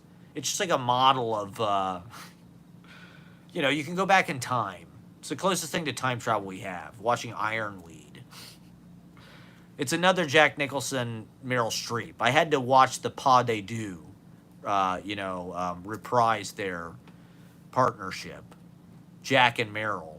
He's worked with a lot of good actors, Shirley MacLaine, Shelley Duvall, the chick in The Passenger, Candice Bergen, fucking Anne Margaret is in Carnal Knowledge. Carnal Knowledge was written by Jules Feiffer, who's a playwright. Yeah, he's a drunk hobo. It's like a novel. Ironweed is one of the most novelistic movies I've ever seen. It feels like it was written by a novelist. It's based on a novel, and it works a lot like a lot of American fiction does. The way the characters are named, the preoccupations of it, the way it sort of twists and turns. It reminded me a lot of Ragtime, the Milos Forman movie, or Once Upon a Time in New York, which are period pieces. It was also sort of like Last Exit to Brooklyn, the Hubert Selby movie, which was that's a pretty interesting movie. That movie's very grim. I have not seen Of Mice and Men, the movie, or read the novel, but somebody said the other day, do not see Grapes of Wrath, read the book. The book is actually... But I thought the Grapes of Wrath movie was great. Well, what I mean, I guess, is like more like contemporary fiction. Like Ironweed felt like, like a E.L. Doctorow, or like historical, like sort of like what Michael Chabon is trying to do in Cavalier and Clay, or his kind of twisting and turning period pieces. What else? They're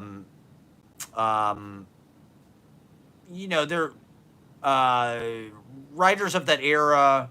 There's something about it that feels like fiction programs, or just like Bernard Malamud. The Natural is kind of like that, where it's like in Ironweed, he's a former baseball pitcher. He was a pitcher when he was young, but he dropped his baby. He had a baby and like a life with this woman. He was like, a nice kind of domestic thing, a family, and then he dropped his baby, and the baby died. He broke its neck, and the baby died, and so he flees the situation because he just can't handle it. And I think he doesn't want to. His wife never tells anybody, I guess. And so he basically has spent the last 20 years of his life or whatever just as a fucking drunk sleeping outside. And the beginning of the movie, he visits his son grave, and that's sort of the beginning of him facing that situation and sort of reconciling and trying to reassimilate. And it's a good movie about homelessness, I thought, actually. Tom Waits is in it. Tom Waits is good in every movie he's in. Tom Waits is a great actor. But he's like Jack Nicholson's buddy, his homeless buddy. What more do you need? There's fucking scenes with Jack Nicholson and Tom Waits where they play homeless guys. As far as just like a movie with a story, it's got scope. Jack Nicholson kills Nathan Lane with like a rock during like a union strike. It was sort of like Hoffa. I think Nicholson has like a, he was born in the 30s, so I think he has like an affection for that era, 30s and 40s. Postman Always Rings Twice is like that, where it's like a throwback noir. Even fucking Blood and Wine is like that, where it's like Key Largo or something. It's like this 40s movie. It's just he's doing it in the 80s and the 90s. Ironweed is like that. It's almost like a film noir, except without all the kind of like detective type of intrigue. It's not really a crime movie. It's more about this guy's redemption arc or whatever. And I don't know, maybe he's a fucking metaphor for America. I didn't look that much into it. I'd say it was better than Postman Always Rings Twice, to be honest. It just like, it kind of had. Do you know John Gardner? John Gardner has a book called The Art of Fiction or something, and he was sort of a writing program guru. Barry Lyndon, what fucking movie did I watch recently? Oh, we were watching there's this really excellent movie, Savage Messiah, which is a Ken Russell movie from the 70s. Ashley said it looked like a BBC movie, but I thought it was great. It's about artists, and the guy is I don't know if he's a poet or a writer exactly. I think he's a poet. And his girlfriend is like or he's a sculptor. He's a sculptor and she's a writer. And it's sort of like the Jules et Jim kind of milieu. It's like probably, I guess, 19th century, maybe before automobiles. But it would be an excellent companion piece to Barry Lyndon. I love Barry Lyndon, by the way. I'm fascinated by that era of history, whatever that is, 1700s, Baroque, whatever the fuck it is. Or whatever. I don't even know what the fuck Barry Lyndon is. But this movie would make an excellent double feature with Barry Lyndon. Savage Messiah. We haven't watched the whole thing yet, but I loved it. It's got a very rock and roll kind of vibe. The British actor is super like Russell Brandy. He's just like super cracking jokes and animated, and he's like this kind of Keith Moon or something. I don't know. Rock and roll jester.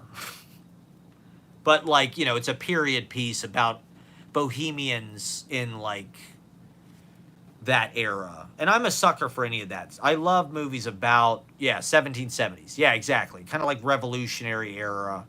Like almost like Blake era, romantic London.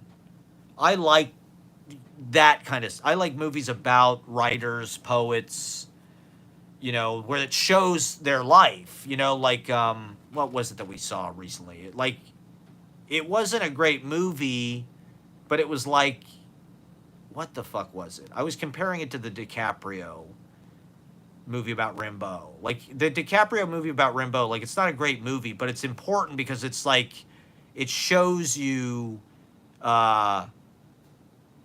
like it's the closest thing we're gonna have to like a photorealistic representation of what that was like. It's like watching Rimbaud is like, in DiCaprio's Rimbaud, it's like you couldn't get a better actor for that. And so it's not a great movie, but it's amazing to watch just to see DiCaprio walking around Paris as Rimbaud, and sort of it's almost like reading a comic book about somebody's life. And I kind of like that. I like that it's like this kind of easy to digest. You just sit there and you just watch it. And it's nice when movies are hard too, but it's most of the movies I've been watching recently are just kind of like even those Mazursky movies are kind of like, or we were watching this filmmaker, I think her name is Nicole Holofern or something, Holofcern or something. We watched this movie with Julia Louis-Dreyfus called You Hurt My Feelings. She plays a writer in New York. It was made in like 2023. It's a fucking A24 movie. So I wanted to watch something contemporary. We were watching all this Seinfeld, right? We watched Seinfeld between the main course of the, feature films. And Elaine is like this literary character. She fucking works at Pendant Publishing. She's like escorting this famous Russian writer around. Like, she's very much like part of like New York literary world, And she's smart, she went to good school.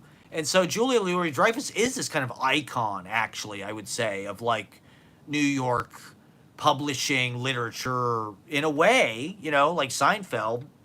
And her character was a pioneer, sort of like independent female, holding her own with the guys, and like her job. That's cool that she was, working in literature and publishing. I think that's a pretty cool background, And so this character is kind of, playing into that, history, and that kind of like, it's a familiar role that we've seen Julia Louis-Dreyfus in. And I wanted to see Julia Louis-Dreyfus in a film because I think she has had actually a pretty amazing life, as an artist, you know, like watching on TikTok, Huggy, SNL, all these clips of Julia Dreyfus on Saturday Night Live in the 80s. It's like, that's pretty crazy, you know, that apparently Brandon Tartikoff went to, I think they went to DePaul or Northwestern. She went to some college in Chicago. Brandon Tartikoff went to see their comedy group, you know, in like undergrad, and hired the whole cast to be on Saturday Night Live. Julia Louis-Dreyfus, Brad Hall, Gary Kroger. I don't know who else, but literally they were like in college fucking doing sketch comedy, and they got hired to be on Saturday Night Live. They weren't Second City people. They weren't groundlings. You know, they were just fucking some people that fucking Brandon Tartikoff saw. Yeah. And, you know, it was an interesting era. Considering that was their background, they did pretty well. You know, Julia Louis-Dreyfus did pretty well. If you watch those skits now, knowing that, you know, she's had a career since she was like 22 or whatever. You know, like, she's been culturally relevant. She was on Saturday Night Live. She was on fucking Seinfeld, which was like the biggest legacy media cultural thing, I would say, that really happened in the 90s, probably. On network television, anyway. I mean, that show was like Beatle albums, where it was like every week people were buzzing about whatever the fuck they said on Seinfeld. People were waiting for the new episodes. Like, you know. And then she was on Veep and shit, right? And then now she's in these fucking movies. She's in movies with James Gandolfini. So I'm investigating these women directors, these rom-coms, these kind of intelligent, you know, like Nora Ephron movies. Like this movie Heartburn, right? Apparently the book, it was a novel with recipes. That was the honestly, that was the part of the movie that where I was hooked. There's a scene early in the movie where Jack Nicholson and Meryl Streep they're in her bed. I don't know if they had sex or whatever, but she goes to the kitchen to get food, and she comes back with like this spaghetti carbonara. And Nicholson is eating it because he's a hedonist, you know. He's all about indulgence and kind of like sin and vice. And he says, "This is the best spaghetti carbonara I've ever had." And that's why he marries her. Because he's this philandering dude. He's always hooked, you know, he's this kind of famous ladies man at the beginning of the movie. You know, he's hooking up with all these women. He's a columnist for the Washington Post. I guess it's based on Carl Bernstein. Nora Ephron was married to Carl Bernstein, who was, of course, Woodward and Bernstein, the guys that broke the Watergate scandal. So he was this hot guy. You know, he's this hot property. He won the fucking Pulitzer Prize. You know, of course all these chicks are trying to fuck him. And so Nora Ephron bagged him because she's such a good cook. But the sense is she's probably like the good, like, domestic woman, but he's still Jack Nicholson, right? He's still he can't help himself. He's the devil. He's the Witches of Eastwick guy. And so, honestly, that was the moment in the movie where I was like, I'm hooked. I'm in. Okay? There's something going on in this movie. And it's interesting to me that Nora Ephron has sort of been reevaluated as like this, like, she's almost like Joan Didion. She was a columnist, right? She was sort of like a New York magazine writer. And she became a screenwriter. And, you know, not that her movies are like frivolous, but like, I don't know. Are they the closest thing we have to like American Eric Romer films? You know, is Terms of Endearment, or, you know, You Hurt My Feelings, or we watched this other one called Walking and Talking with Anne Heche and Liev Schreiber. That was a lot like The Day Trippers, which also had Liev Schreiber. And Catherine Keener is in it too. She's in Walking and Talking. sort of the 90s indie darling Catherine Keener. I definitely recommend Walking and Talking because it was directed by a woman in like 1996 or something. It's an excellent film. You know, the dialogue is super clean. It's just a very enjoyable film. Like I said, it's like, is that as close as we get in this country to like an Eric Romer film? Like, it doesn't quite go that deep. You know, these characters are still kind of accessible. You know, like the Julia Louis-Dreyfus character in this You Hurt My Feelings movie. It's like her son works in a weed store. You know, like the book she's writing isn't some super avant-garde novel. It's like some kind of mass paperback. So it's like the movie is digestible. A lot of these Nancy Meyer films, Terms of Endearment, Heartburn, it's like they're kind of easy to watch. They're smart, and they're smart about the characters and kind of like, I mean, Heartburn is really just, it's a woman's account of her marriage and her divorce, really. Which, you know, for a movie in 1980 fucking 2 or whatever, that was kind of progressive material, you know? That they were even telling it from Meryl Streep's point of view. It's not about the Jack Nicholson character, really.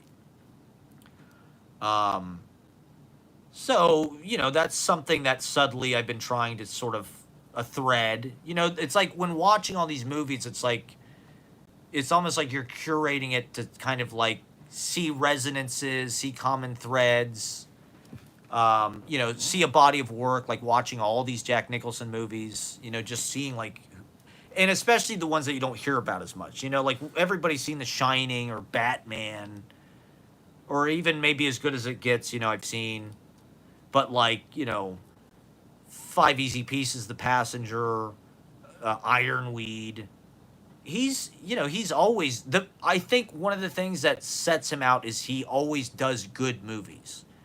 You know, Jack Nicholson he's got a good radar when it comes to working on good projects with good directors. You know, I think he really has a sense of good material. And I mean, he's in fucking Chinatown, so he has this whole history with the noir genre that kind of plays into everything. John Huston, right? He's married to Angelica Houston. Or like he's in. Did we watch some John Huston? He's in. I want to see Prizzi's Honor. He's in Prizzi's Honor, which is directed by John Huston. And like we've watched all these Mike Nichols films. We watched fucking Postcards from the Edge. We watched Primary Colors. So it's been interesting to see his kind of Carnal Knowledge I've never seen. I do want to watch Catch-22. Catch-22 actually looked pretty good. You know, and just seeing what artistically these people are actually about, what they actually achieved. You know, I was surprised. Jack Nicholson is somebody that's not talked about necessarily. You always hear about De Niro and Pacino. But to me, I mean, Jack Nicholson's movies are probably more interesting. They're not just all about mafia, you know, or like violent people. Or I don't know, like every De Niro movie is sort of about thugs, to be honest. Those guys get typecast into these like gangster roles that, don't get me wrong, they've made some incredible, you know, greatest movies of all time. But I don't know, Jack Nicholson's career is kind of interesting where he's just got, his movies are not quite so sensationalistic or something. It's like they're a little more, the stories are a little more relatable, maybe. In some of them. Like Heartburn, I mean, I don't know. It's sort of just like about a marriage. I don't know. I'm just trying to catch up and see all the movies that I've never seen. And there's just so many of them out there. I'm hoping that watching all these movies, like, is like training me for something. One thing, okay, so Ashley and I watched her short film where she meets Andy Samberg. It's about the Lonely Island. And then we watched my short film, The Work of Three, which is a psychosexual tale of obsession and lust set among, 22-year-olds in Columbus, Ohio in the mid-2000s. And so her film, it was interesting seeing the two because her film, like the technique is very it's almost like fucking masculine feminine. It's just like it's very verite. The editing is kind of like they just let the reel run out. It's not trying to hide cuts or create continuity. The acting is not really trying to be uh, realistic. It's kind of like just like student actors, but the film is charming, and the writing I thought was like something that is still like something people would like. It's like, oh, these girls want to meet Andy Samberg. He's staying at some hotel in San Francisco. They find out about it. They go there. They meet him. They get their picture taken with him. They post it, and it like goes viral. So it's kind of a fun movie, you know. And she made it when she was 15. So it's pretty entertaining, and it's charming to watch. My film is kind of like, I don't know, it's kind of unsettling. I don't It's on YouTube, but I don't have it listed because I think if people watch it, they get the wrong idea. The thing is, it's really about what we call today toxic masculinity. My character, the idea for the film was, I'm in love with this girl who is my little brother's teacher, and she is dating my ex-girlfriend. That's basically the plot in a nutshell. And in 2007, none of that stuff was really like a few years ago there was that movie that came out with Aubrey Plaza and I forget who else, but like they played like a lesbian couple that was like going home for Christmas. That was like 2020 when that movie came out. This movie I made in 2007, and it was there are things about it that I think have if you just watch the movie ends with me like trying to like grab this girl and kiss her, and she smacks me in the face. And the thing is, it's a fucking movie. You know what I mean? Like it's not me. The character's not me. It's not based on me. It's just I was trying to make a movie that had a plot and just like worked like a movie. It's like I storyboarded the whole fucking thing. I had a wheelchair that we did dolly shots on. And so like the technique of the movie, like actually held up pretty well. I was actually kind of shocked. The editing was really good. The thing that, and this was the movie that kind of ended my filmmaking career, because the subject matter or the plot of the movie is kind of unsettling and like, controversial, hard to watch. The characters are not likable. I think the performances are good too. I think all the actors are really good. Considering we shot it with mini DV cameras on fucking tapes, it looks pretty good. We had no lighting. We had no sound. That was the shit that defeated me. I was just like, the last scene we filmed, I remember at the beginning of the scene, it's super bright outside because we filmed it like a month before we filmed the last two shots, where it's like there's no leaves on the trees and it's super gray because it's Ohio. There's no lighting. All right, Adam S. I'm sorry, I'm just like talking about my stupid movie that nobody's seen, and I was just like, this lighting doesn't match. It looks like shit. It looks like muddy, gray, grainy. But when I watched it now, I'm like, this kind of fits the story. It didn't really bother me. In fact, watching all these Hollywood movies, all these famous movies like fucking Terms of Endearment or whatever it is, it's like there's a lot of lighting discontinuity and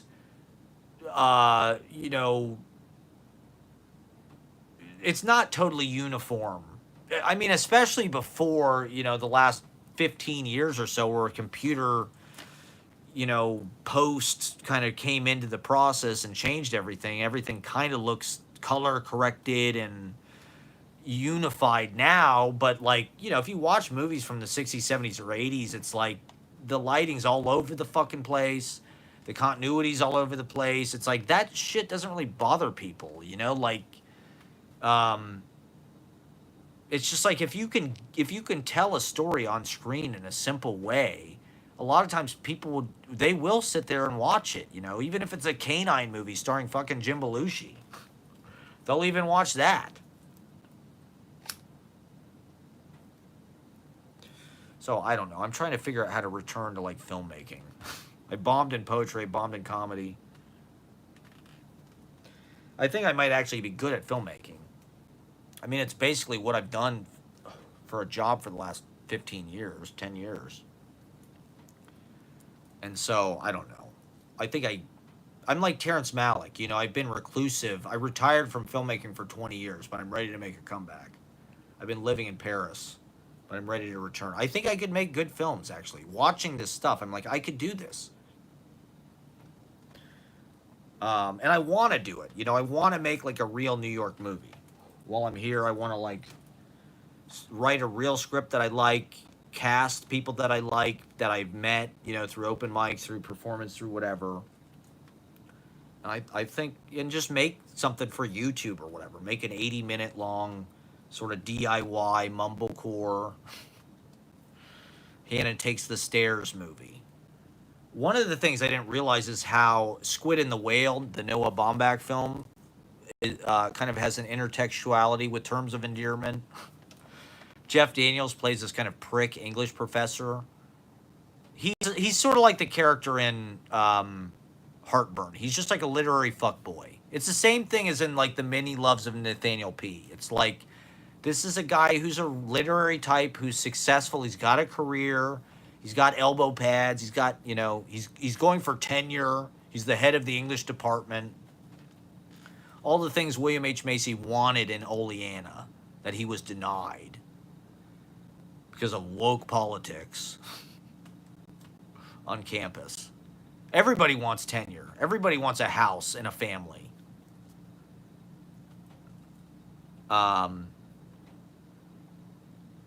And so, of course, they philander with their grad students. They fuck around on their spouse's back, behind their spouse's back, because they're literary golden boys, you know? They've got impressionable students. They've got, you know, people that worship them or whatever, because they wrote The Arsonist's Daughter. So, yeah, I mean, I think Terms of Endearment had, like, kind of a weird effect on people of that generation. Gen X people. That and Ordinary People. American Gigolo. We also watched Hardcore with George C. Scott. The Paul Schrader film about porno. That was a good movie. Everything in that movie is very orderly, and, like, George C. Scott is excellent. It's nice to see, like, a great movie from, like, the Hollywood New Wave that's not De Niro, Pacino, Nicholson, whatever, the big actors. It's like, it's okay, George C. Scott gets to get in there and really fucking, you know, tear his heart out. Shut it off! But even that movie was not as hardcore as I thought it would be. I thought that movie would be like some kind of extreme, you know, foray into like the seedy porn underworld or something of LA. And it's like, it's pretty tame, really. Schrader, you know, he's hilarious. He's got kind of a cynical sense of humor. And there's some interesting shots in it, you know. It was a good movie. Hardcore. Is that on Criterion Channel? This is Cahiers du Cinema here. This is all I do. I watch movies. Oh, yeah, I did want to talk about the Drift launch. Ashley read her poetry at the Drift launch before the Gong Show. So last Thursday, first we went to the Weezer Wall. For some reason, Park Slope, the neighborhood where I used to live, everything cool started happening in Park Slope after I left. So this Drift launch was at Public Records, was in Gowanus, which was like my favorite neighborhood. I used to love walking by Carroll Street Bridge and the Gowanus Canal. It's my favorite part of New York, honestly, is the Gowanus Canal. Because I felt like I owned it. It's not like the West Village where it's like, okay, all this famous shit is happening here. It's like, it's the Gowanus Canal. Carroll Street Bridge. It's like, that's my place, you know. Nobody knows about that. But the you know, the Park Slope Mafia people, the Italians. Well, Gowanus was where a lot of Italians lived because they thought it was like Venice. That Monty's restaurant is down there. But now it's like ground zero for all the huge condo buildings and kind of like the literary, like fucking Ilana Glazer lives there. You know, all the people who want to move into all the books are magic people. You know, the smart, well-educated, you know, women who take care of themselves, you know, who work in publishing, Camelot, you know. And so they have this Weezer mural on 4th Avenue. You know, blocks from where I used to live, 12 blocks from where I used to live, there's a Weezer mural. Boy, did I miss out. So we went to the Weezer mural, which is the Blue album with like their silhouettes painted. We got our picture because we're Weezer, you know, we did a whole Weezer summer. You know, I went all in on Weezer. I staked my entire artistic reputation on Weezer last summer. I went all in. I went in on Weezer. And I'm not sure if it paid off or not, but I had fun doing it. It felt right at the time. It was part of the relationship propaganda. But, so yeah, we had to go to the Weezer wall, of course. It's a huge part of our relationship. And so we got our picture taken there. And then, awkwardly on my iPhone monopod. Then we went to the Drift launch at Public Records, which, you know, the Drift is the vibe that I'm getting. It's people with degrees from the most prestigious schools. You know, it's Ivy League people. People went to Oxford. It's like you know, I've got the issue. It's pretty good. It's like a copy of N+1, but it's basic. You know, these people that are like the cliche of literary, that really like want to be this like tweed, you know, tortoiseshell glasses, tousled hair. They all look like fucking Galway Canal, or you know, they want to be the cliche of like the English professor. You know, they want to be that so bad. They want to look an intellectual from like the 1950s. And their taste is kind of like this fucking the Drift. They've got an article about Sylvia Plath. I mean, it's that's great and everything. I don't have anything against Sylvia Plath, but it's like it's one of the most basic fucking poetry things. Like how good for them, but like there's a million female poets that they should be writing about that nobody knows about. Not that Sylvia Plath isn't great, but it's like, okay, she's super educated. She was married to Ted Hughes. Like, they're Cambridge people or whatever. It's like, that's who these people wanted to be. You know, Ashley, I mean, she went to Bennington, Columbia. So, you know, these universities, these are all social circles. They're all networks, you know, and that's what these events are. You know, like the Drift launch was like a meat market. It was like a singles. It's like a running club. You know, people were going to meet some kind of literary situationship. Some kind of literary Chad. You know, they want him to be 6'2" and bookish. And smart and, you know.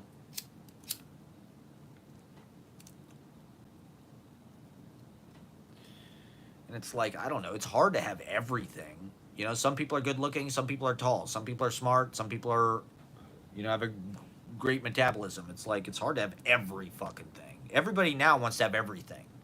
You know, and some people do. And they're on Instagram and everybody else is jealous of them and following them. Going, wow, this person has everything. They're tall, they got tattoos. They're a genius. They're sexy, they're European, they had a great education, their parents are rich. I mean, is economics just a way of sifting out genetically superior people? Is that what they think it is? You know, the people who get rich are the people who get famous. You know, the Nepo babies are the most genetically capable. I mean, their parents, what about Jane Fonda or Peter Fonda? I mean, their parents did it. Who else? They're like bred to do it. They're like thoroughbreds. Oh, both your parents were like genius poets or actors. Oh, you're a fucking That's like Secretariat being your fucking dad or whatever. Are we just, is it just like that? Is it a semen competition? Why? Why do we admit this? I mean, why can't we just love somebody for who they are, not based on, hey, is this person going to give me good kids? Or like, I want my kids to be 6 feet tall. I can't marry some guy who's, every time I see a relationship with a woman is taller than the man, I go, fuck yeah. That's like a victory for me. I think that is sexy. Women are like ashamed when they're dating. They feel like they want it. Society tells them they have to be small.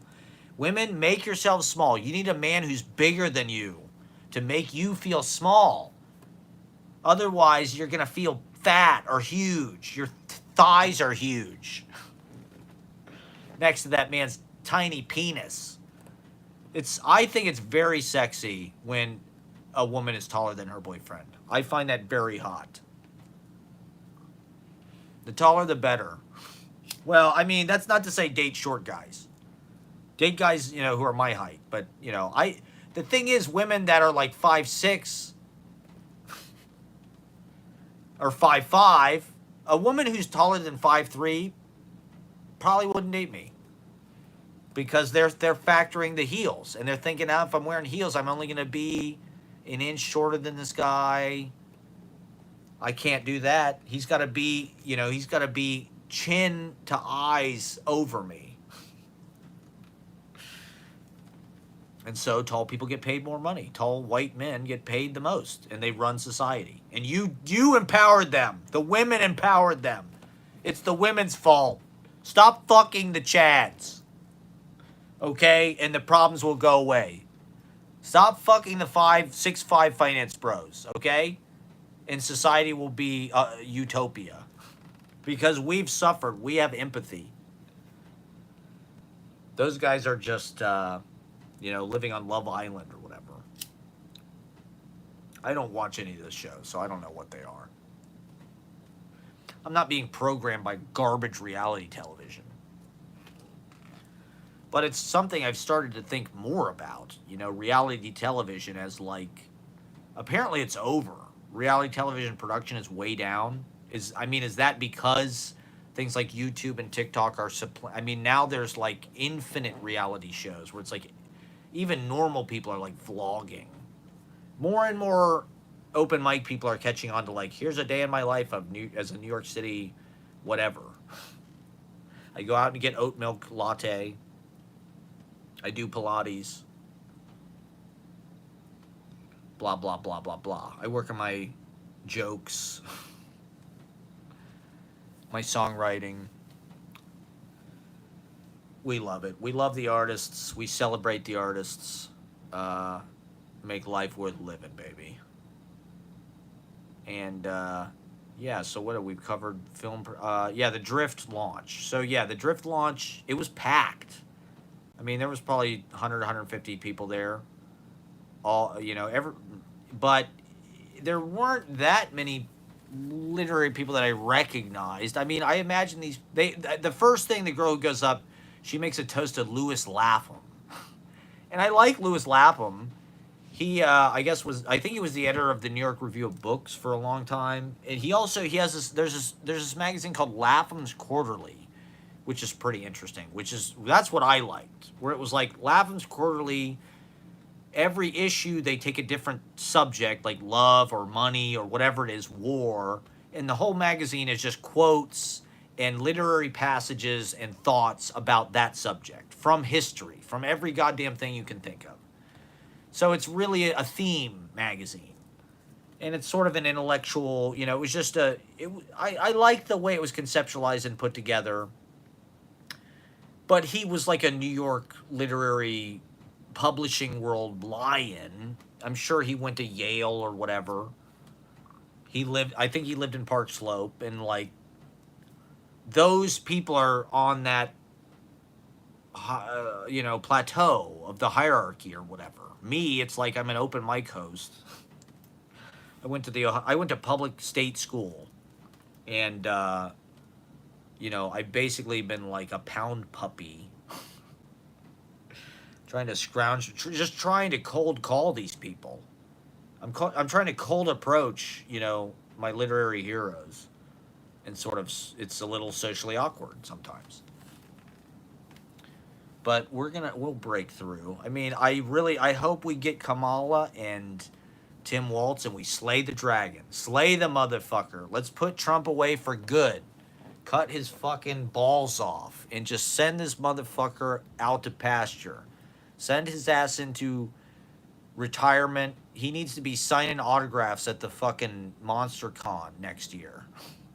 He needs to be in a hotel conference center, getting paid $50 in a booth next to Eric Roberts, signing Apprentice posters and Trump memorabilia, make MAGA hats. Send this guy to jail. I think that would be extra sweet. It's like, not only could we defeat Donald Trump in an election, but odds are if he gets defeated, he'll probably go to jail.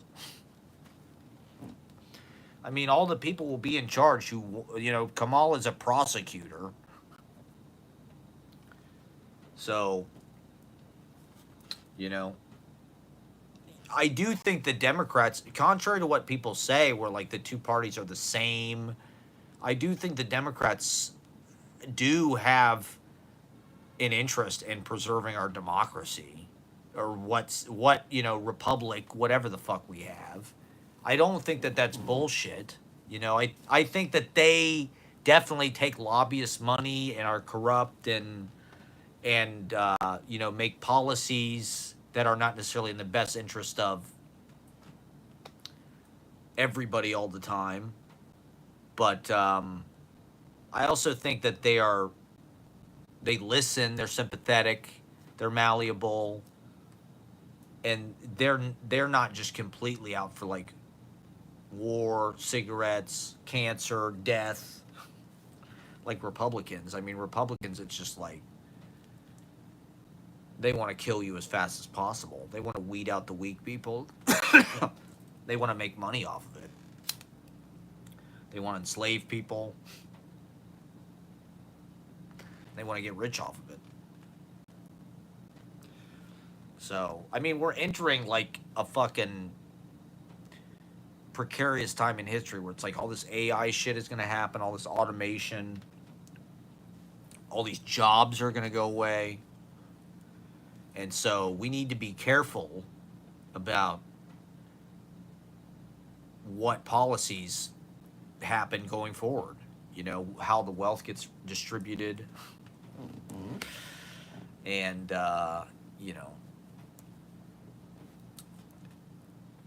fuck the jobs. Fuck the menial labor. Let the AI do it. Take the wealth that the AI creates and give it to the rest of us. Give it to, in lieu of having jobs. It's like universal basic income. It's time. In a couple of years, it will be necessary. Okay? And I'm really excited for that. Then it's really going to be an open mic explosion. You think there's a lot of people doing open mic now. Have we oversaturated the market? Are there too many open mics? I mean, I think you see with comedy, it's like, look at comedy, man. Look at how many fucking comedy open mics there are. I mean, maybe there's too many comedy open mics. With comedy, it's become like a gym appointment. It's like, oh, I'm uptown, I want to hit an open mic.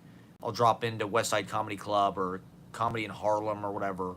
Oh, I'm in this neighborhood, I'll do this. It's like, it's convenience. I mean, poetry is like that too. That's one of the things that's been kind of crazy to discover. I'm not sure if that's a new phenomenon or not, but it's like there are poetry open mics all over the goddamn city. Every borough, every neighborhood. And it's exciting to see people like Ray LaAngela or Alex Shibby or Catalina Guzman. They go to open mics practically every day. I think that's so cool. I envy them. And it's amazing to me, the stuff that they know about and that they find and the stuff that's out there. I mean, there's just so much stuff.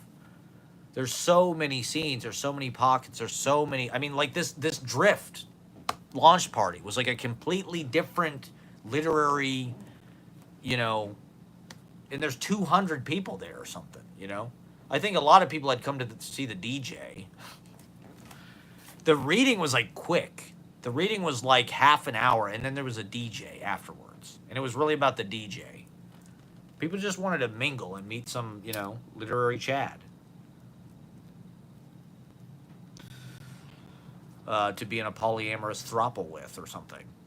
A polycool in Flatbush with a cinematographer who made Tangerine. Apparently that's where it's at, Flatbush. That's where the cutting edge is. That's where all the polycules are, out in Flatbush. So it's not that far from here. Maybe I should just go over there and check it out.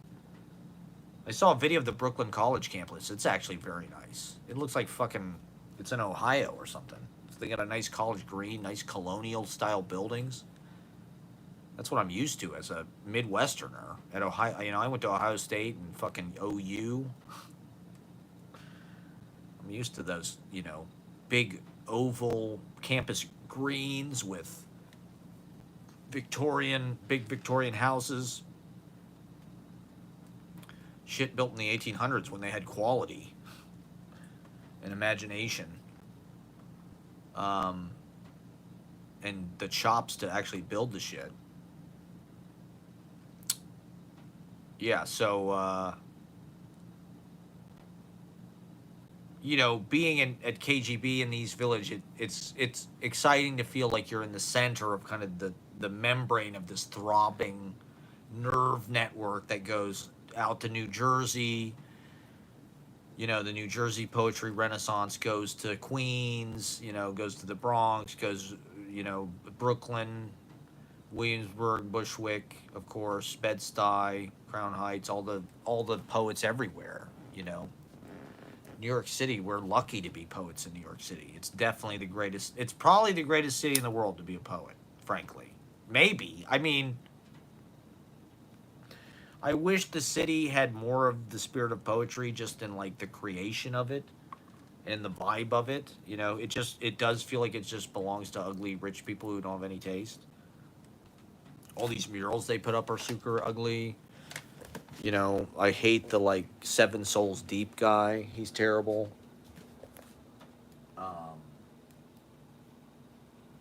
Wow, I didn't even get to my video slideshow or anything. Let me hook this up to the MagLab. I mean, I don't know. Are people still watching? I've got 2 people. I'm gonna try to set up the MagSafe on this fucking thing. Can I just, you know, if they're gonna call it a MagSafe, it should be a magnet. Well, anyway, I've got a few more minutes.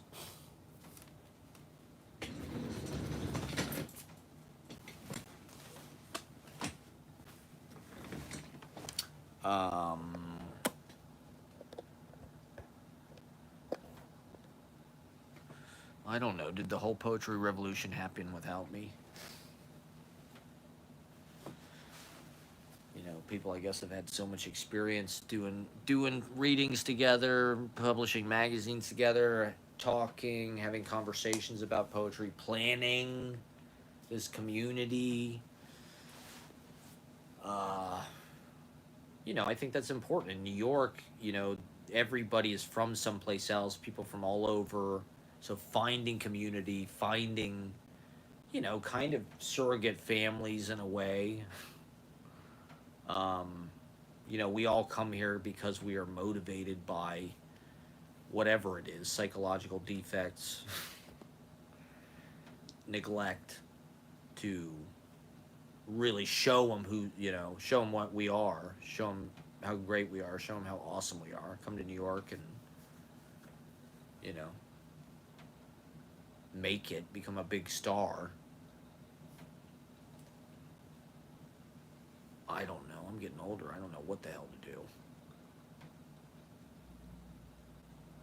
40 is the old age of youth. 50 is the youth of old age. So, I don't know. I'm going to cut my hair probably tomorrow. This has been, I don't know. I didn't even get to show my videos, so I don't know how visually interesting this has been for people. I haven't made it to Elizabeth Street Garden this summer. I want to get over there to that reading series. I don't know. I just thought the last 2 summers, I feel like I haven't had a real summer since like I don't even know when 2017. Maybe 2022 was a pretty good summer, but I just I want to be out there. I want to be on the rooftops of Brooklyn, you know, in the sunshine. I want to be out in the Long Meadow. Just want to be free, you know, walking through the neighborhoods, walking to the bookstores, to the readings with the poets. I want to see all the poets, you know. I want to vlog the whole scene. That's what I feel like I missed out on. It's like I really wanted to vlog the whole, all of the characters, all of the readings, all of the, you know, story and the whole, you know, creating this whole community and this whole network of living relationships and collaborations and events and, you know, shared memories, shared history, shared, you know, trying to change the culture, really. You know, what's cooler than this, than what's happening? You know, I think this is the most, you know, these, it's as smart as you get, it's as artistic as you get, it's as sexy as you get. It's sexy people with great ideas on stage, you know, writing truthfully. It's not ugly like comedy. Comedians are all gross. You know, they're all weird looking, they dress weird, they talk weird. Why the fuck do people listen to them? It's like these poets are amazing. Listen to these fucking people. You know, there's all these hot women writing amazing poetry. Who wouldn't want to see that? Like, who wouldn't pay to see that? And it doesn't have to be some kind of slammed up thing, you know? It can just be actual, what people actually sound like, what they actually want to hear about, you know? The, a cool reflection of whatever else is going on in the culture. It's Brat Summer in poetry too, you know? What's going on the Charlie XCX album? You know, the Dare is about to break big time. Ashley turned me on to the Ashley. I don't know how she does it, but she's way ahead of. You know, I don't know what you subscribe to or what you look at, but she knew about the Dare. You know, she was telling me about the Dare basically when I first met her. That's one of the things I remember is they were listening to that song "Girls," or there's another one. I can't remember what the other one is, but you know, I've known about that guy for a couple years since 2022, and now he's in Ibiza with Charlie XCX in the Boiler Room. And I don't know, Charlie XCX has some kind of weird chokehold on women in the culture, to be honest. And she has for a long time. That song "I Love It" or "Boom Clap," you know, she's had hits for a long time. Like Charlie XCX has been famous for a long fucking time. She's sort of been hidden in plain sight in a weird way. You know, like she's not Nicki Minaj or even Dua Lipa or something, but like she's sort of weirdly, especially now, it's like she's sort of set the tone for the whole culture, at least among, you know, brainless, you know, wannabes that just want to follow whatever stupid thing is going on in the mainstream, or like the alternative mainstream, you know, which is like what people want to be a part of. They want to be mainstream, but they want to Blink 182. It's like they don't really want to be like unusual, or they don't want to be mainstream though. You know, they don't want to be like uh I don't know. Maybe they do. I don't think there's a stigma against that anymore. Um, it just feels like the alternate culture is just like so huge. It's like you can't even get a grasp on it. You know, it's just like all these bands trying to make music. Everybody's got their own sort of micro playlist of shit they like. Um, but the Dare feels like he's about to get famous. So I told Ashley, because he's been popping up on my TikTok a lot, him in that suit. And I like the guy. I like his energy. I like his music. I think it's like a fucking. It's actually kind of a exciting thing. He represents, I guess, the return of indie sleaze, 2007, and we've been talking about that a lot. To me, that's just hipster. You know, nobody. I don't even know what the fuck indie sleaze mean. It's just like that. We were hipsters. You know. Um, and I liked that culture. So I'm ready for it to come back. Um, but Ashley's like, oh, Harrison. Harrison said hello to me at blah blah blah the other day at blah blah. Like apparently he knows Ashley. They're on a first name basis. She's on a first name basis with Harrison. That's his real name, okay? The real bitches know his real name. He's not just the dare. That's just for the fucking phonies that just got here. They just got to the dare party because they're, they just follow Brat Summer or whatever. They're just mindless kind of trend followers. But Ashley's, she's known about it. She knew about it way before you did. Okay, Harrison. Okay, so I don't know. Do people know about the dare? Is he like Chappell Rowan? He's just like a TikTok famous person that nobody actually gives a fuck about. All right. Is there anything else we need to cover? Has this been exciting for people? I don't know. I feel like people tuned out, got bored. It's raining. What the hell else have you got to do? I guess because I was talking about Jack Nicholson. I was all over the fucking place. Yeah, the Drift launch party. I wish those people loved me. Ashley headlined. She went last. Uh, and the articles they were reading were it's a certain kind of writing where it's like these people are trying to write for magazines and like books that are gonna, I don't know, just be like Sebastian Younger or something. It's like uh there's a whole world out there of writing that's kind of more interesting, about more interesting things, doing more interesting things. So if you're just like a rich kid and went to private school or boarding school and then Ivy League, it's like, okay, that's your expectation. That's your breeding. That is, these things are, like the way that we talk, the way that we relate to each other. They are like taught us societally to keep us apart. Like you can't really mingle with people from a different class than you because they have different manners, they have a different outlook, they have a different mentality. They went to private school. And so it's like you can't really assimilate with them. It's getting harder to move up in society. It feels like because there's so much exclusion.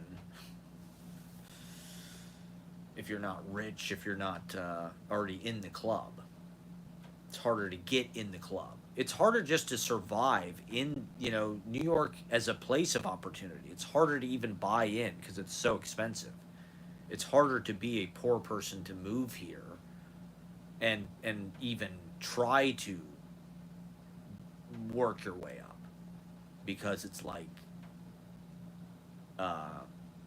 just prohibitively oversaturated with the children of all the world's elite, all the influencers, all the hottest women from everywhere, all the poets. I don't know, man. I mean,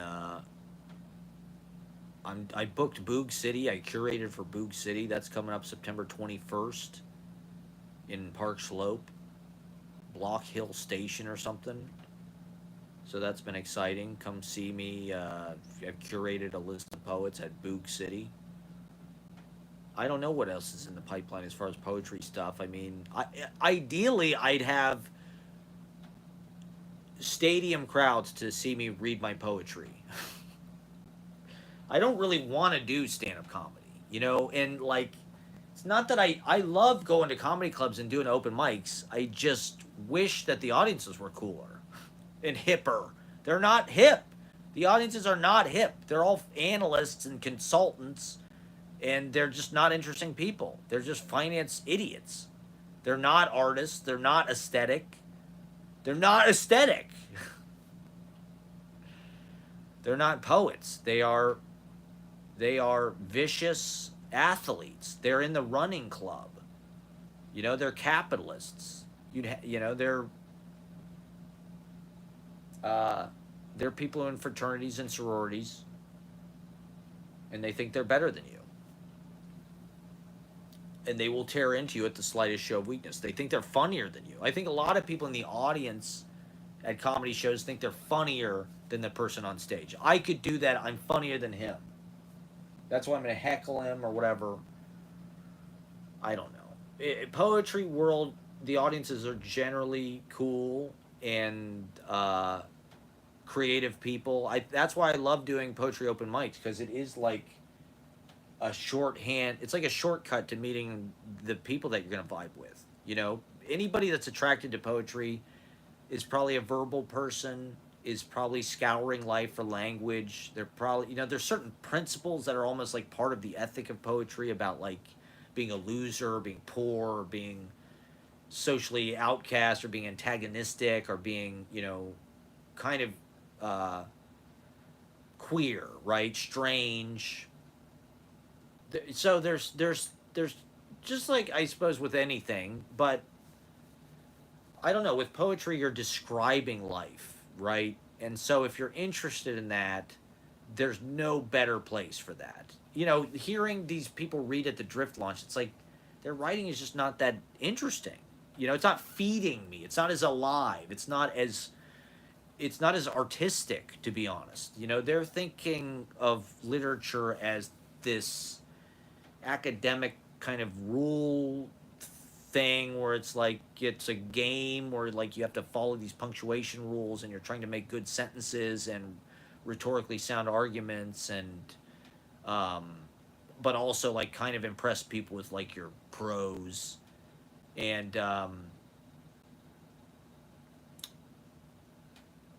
with poetry, it's just like you can create a poem any way you want, like a painting or like a piece of art. It's just like it can be any infinite number of things and styles, and it can look any infinite number of ways. Just like people, just like, and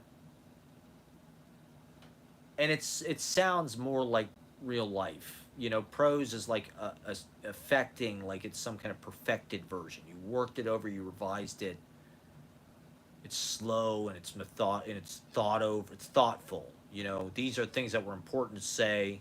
That's why you revised them and wrote them down. You gathered your thoughts. You gathered your argument. You presented it. I don't know. I just feel like there's too much to say, and the conversation is always ongoing. You can say things maybe more effectively with passion, off the cuff, and through poetry, through your spirit, through your heart. Sing through your heart. That's what I was watching, this Brian Wilson video. Howard Stern interviewing Brian Wilson, right? Brian Wilson's dad said, "Sing from your heart." He said that was the one thing his dad was right about. You got to sing from your heart. And I don't know. I don't know if I do that. I feel like I write from my soul or my brain. I've been trying to write from my feelings more. Usually when I write from my feelings, it just feels bad. Just feels like not my best writing. Um, like I do feel like I generally turn things into cynical jokes, like against myself, including my own life. It's like I'm in the way that I'm like manifesting my life. It's like perfectly, oh great, I missed the party again. The poetry revolution is happening without me, and here I am watching fucking canine movies. Um,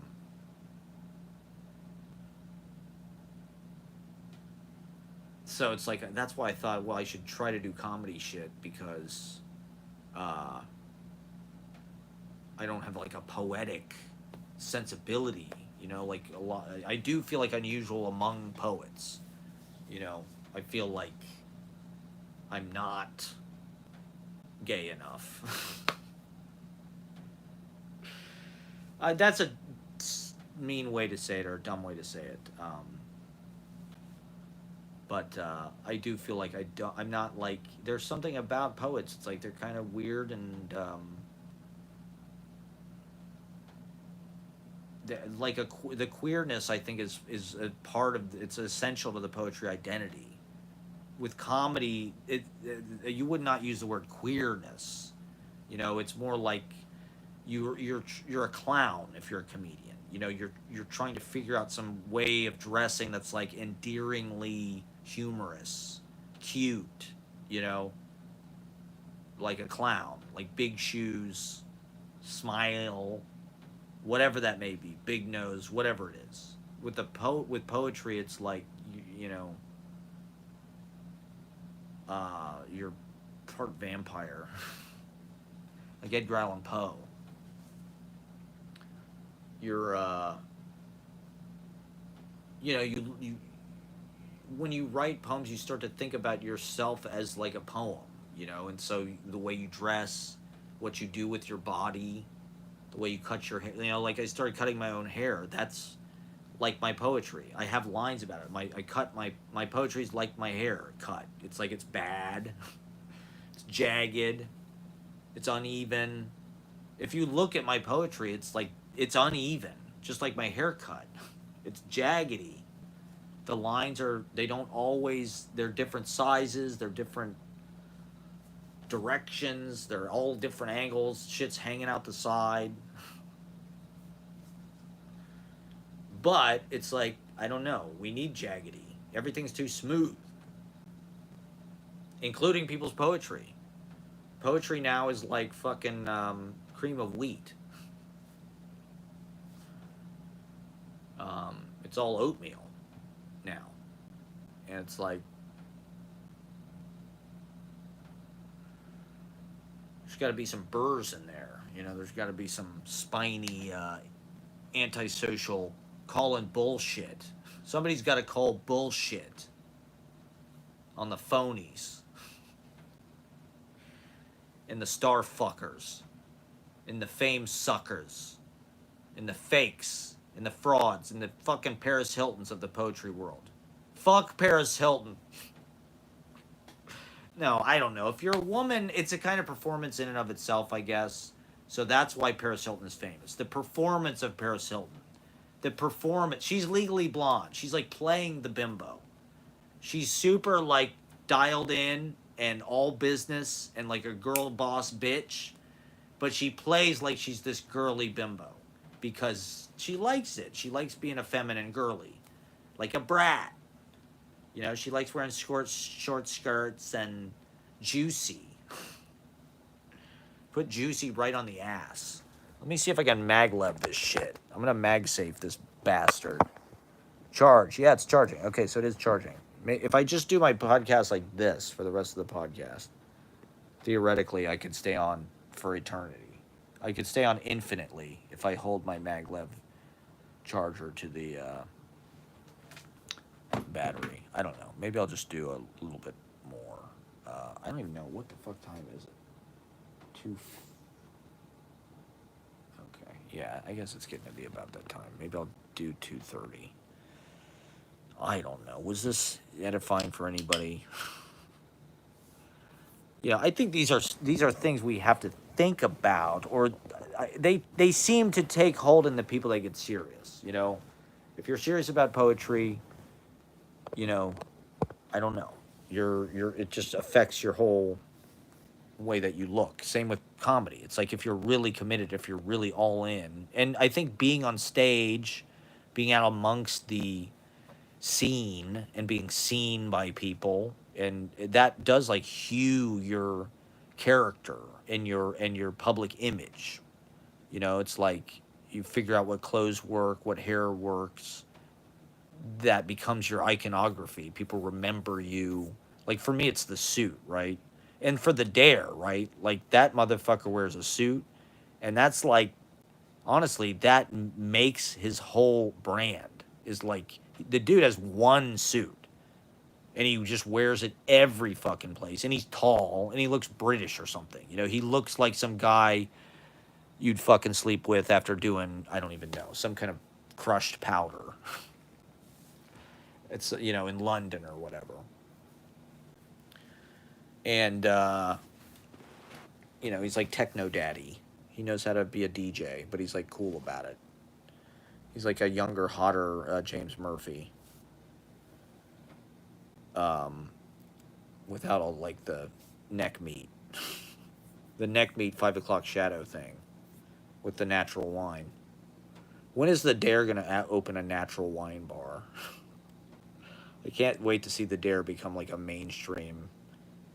He'll be like Lady Gaga. He'll be like a household name within like 2 years. Harrison. So yeah, the suit, right? It's amazing the power of the suit. People don't even recognize me when I'm not in the suit. It's kind of nice. Well, it's uh,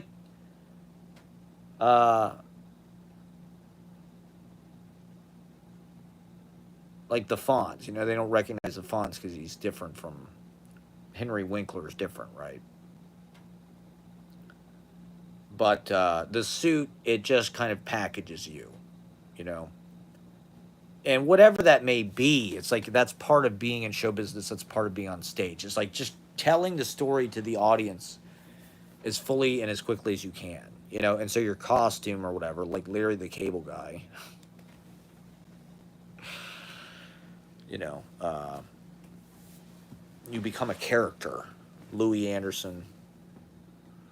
Louis C.K., his look, right? He kind of has this like devilish red hair, his goatee, his eyebrows. He's got this kind of like. It's almost like Jack Nicholson, where it's like he has this kind of uh, vice, sinful, demonic, rhetorical. Like Louis looks like he could be, a philosopher or something. He almost has like he looks like he could be wearing like a puffy shirt, or like he's Da Vinci, or he's got like a goatee and he's balding, but he's got like the kind of this wild hair that's kind of like teased up in these kind of orange horns, these red horns. So his look definitely, but he's also just like partly this kind of working class, common sense, whatever guy from Boston. I think he's from Boston with daughters. So it's like you kind of see all that. His gut. He kind of owns that he's like got some mileage. Well, he with guys like that, it's like that guy was probably always balding, and he was a ginger. So I don't think he ever necessarily like based his self-esteem, on his looks or anything. He was always probably getting by on his strength of character and who he was, and people seeing that and being like, "Wow, this guy's pretty interesting" or whatever. Uh,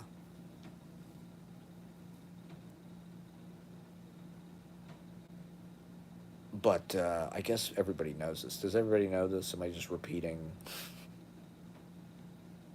things that people already think about? I guess I could be better. I mean, look what I wore to the Gong Show. No wonder they gonged me. I mean, I looked like a bad prop comedian. I looked like I was going to come on and be Mork and Mindy or whatever, or Tom Kenny. I looked like Tom Kenny. I look like Jake Johansson up there. So uh, I don't know. I need like an HBO deal. Maybe I don't know. I don't know. We'll just keep streaming. We'll keep mining away. We're gonna keep sifting for gold. We're gonna try to find. We're gonna strike gold here one of these days. One of these days, I look at my life sort of like Jet Rink in Giant. I have a line in one of my poems because Jet Rink is James Dean in Giant, right? And he for a lot of the movie, it's like he's just this loser. He lives on their property or whatever. I think he's like a ranch hand. they have this huge whatever cattle ranch or estate or whatever the fuck it is, oil, and Jet Rink is just like this little fucking grubby nobody. He's a loser. Well, he's not a loser, but it's just like, he doesn't have any money. He just kind of lives on the fucking farm. But then he finally hits the gusher. It takes him a long time, but there's that great scene with James Dean where he's just covered in oil, right? And the guy says to Rock Hudson, "You should have shot him when you had the chance. Now he's too rich to kill." I'm still waiting for that moment in my life. I'm waiting for lightning to strike and for me to become too rich to kill. I'm waiting to strike the gusher.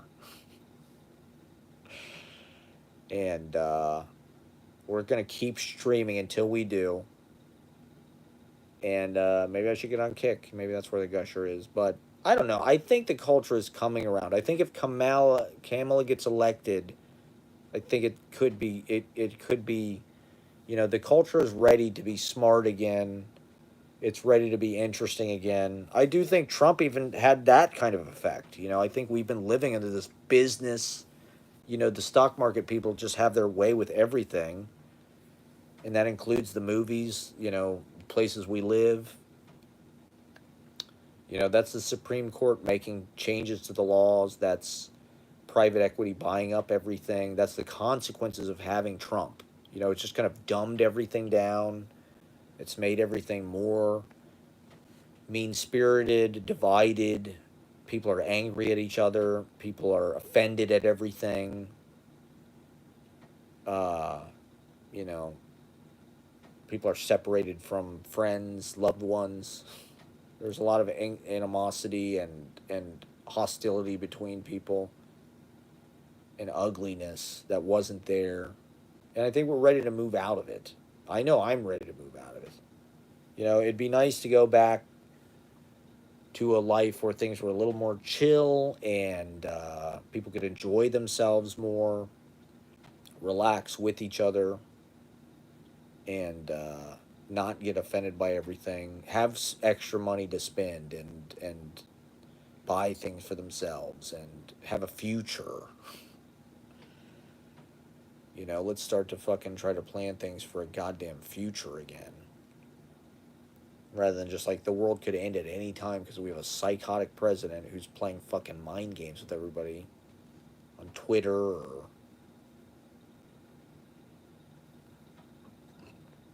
trying to steal the election, trying to do January 6th, trying to kill his own vice president, firing the head of the FBI. I mean, everything that happened when Trump was president was insane.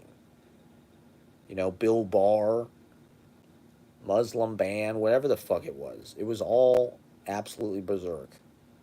Kofefi. So, we need more people to get more resources and get smarter, have more extra, cheaper fast food, bring back the $1 McChicken sandwich. It's for the artists, okay, and the bohemians. And then people will understand me. Then, people are starting to come around on vlogs and the streams. More people are starting to accept streaming culture and do it. And so, I don't know. I hope one day that my vlogs will break through with people. Not that anybody really watches them or gives a fuck, but I think they're worth watching. I do work on them. There is, I guess they're like my poetry. It's like they sort of work and they sort of don't. They're sort of just this lazy method.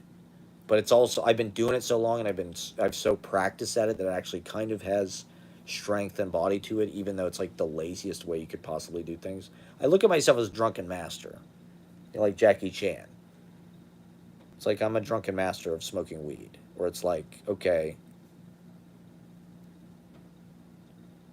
things are sort of just like, it's like a calamitous domino kind of effect, but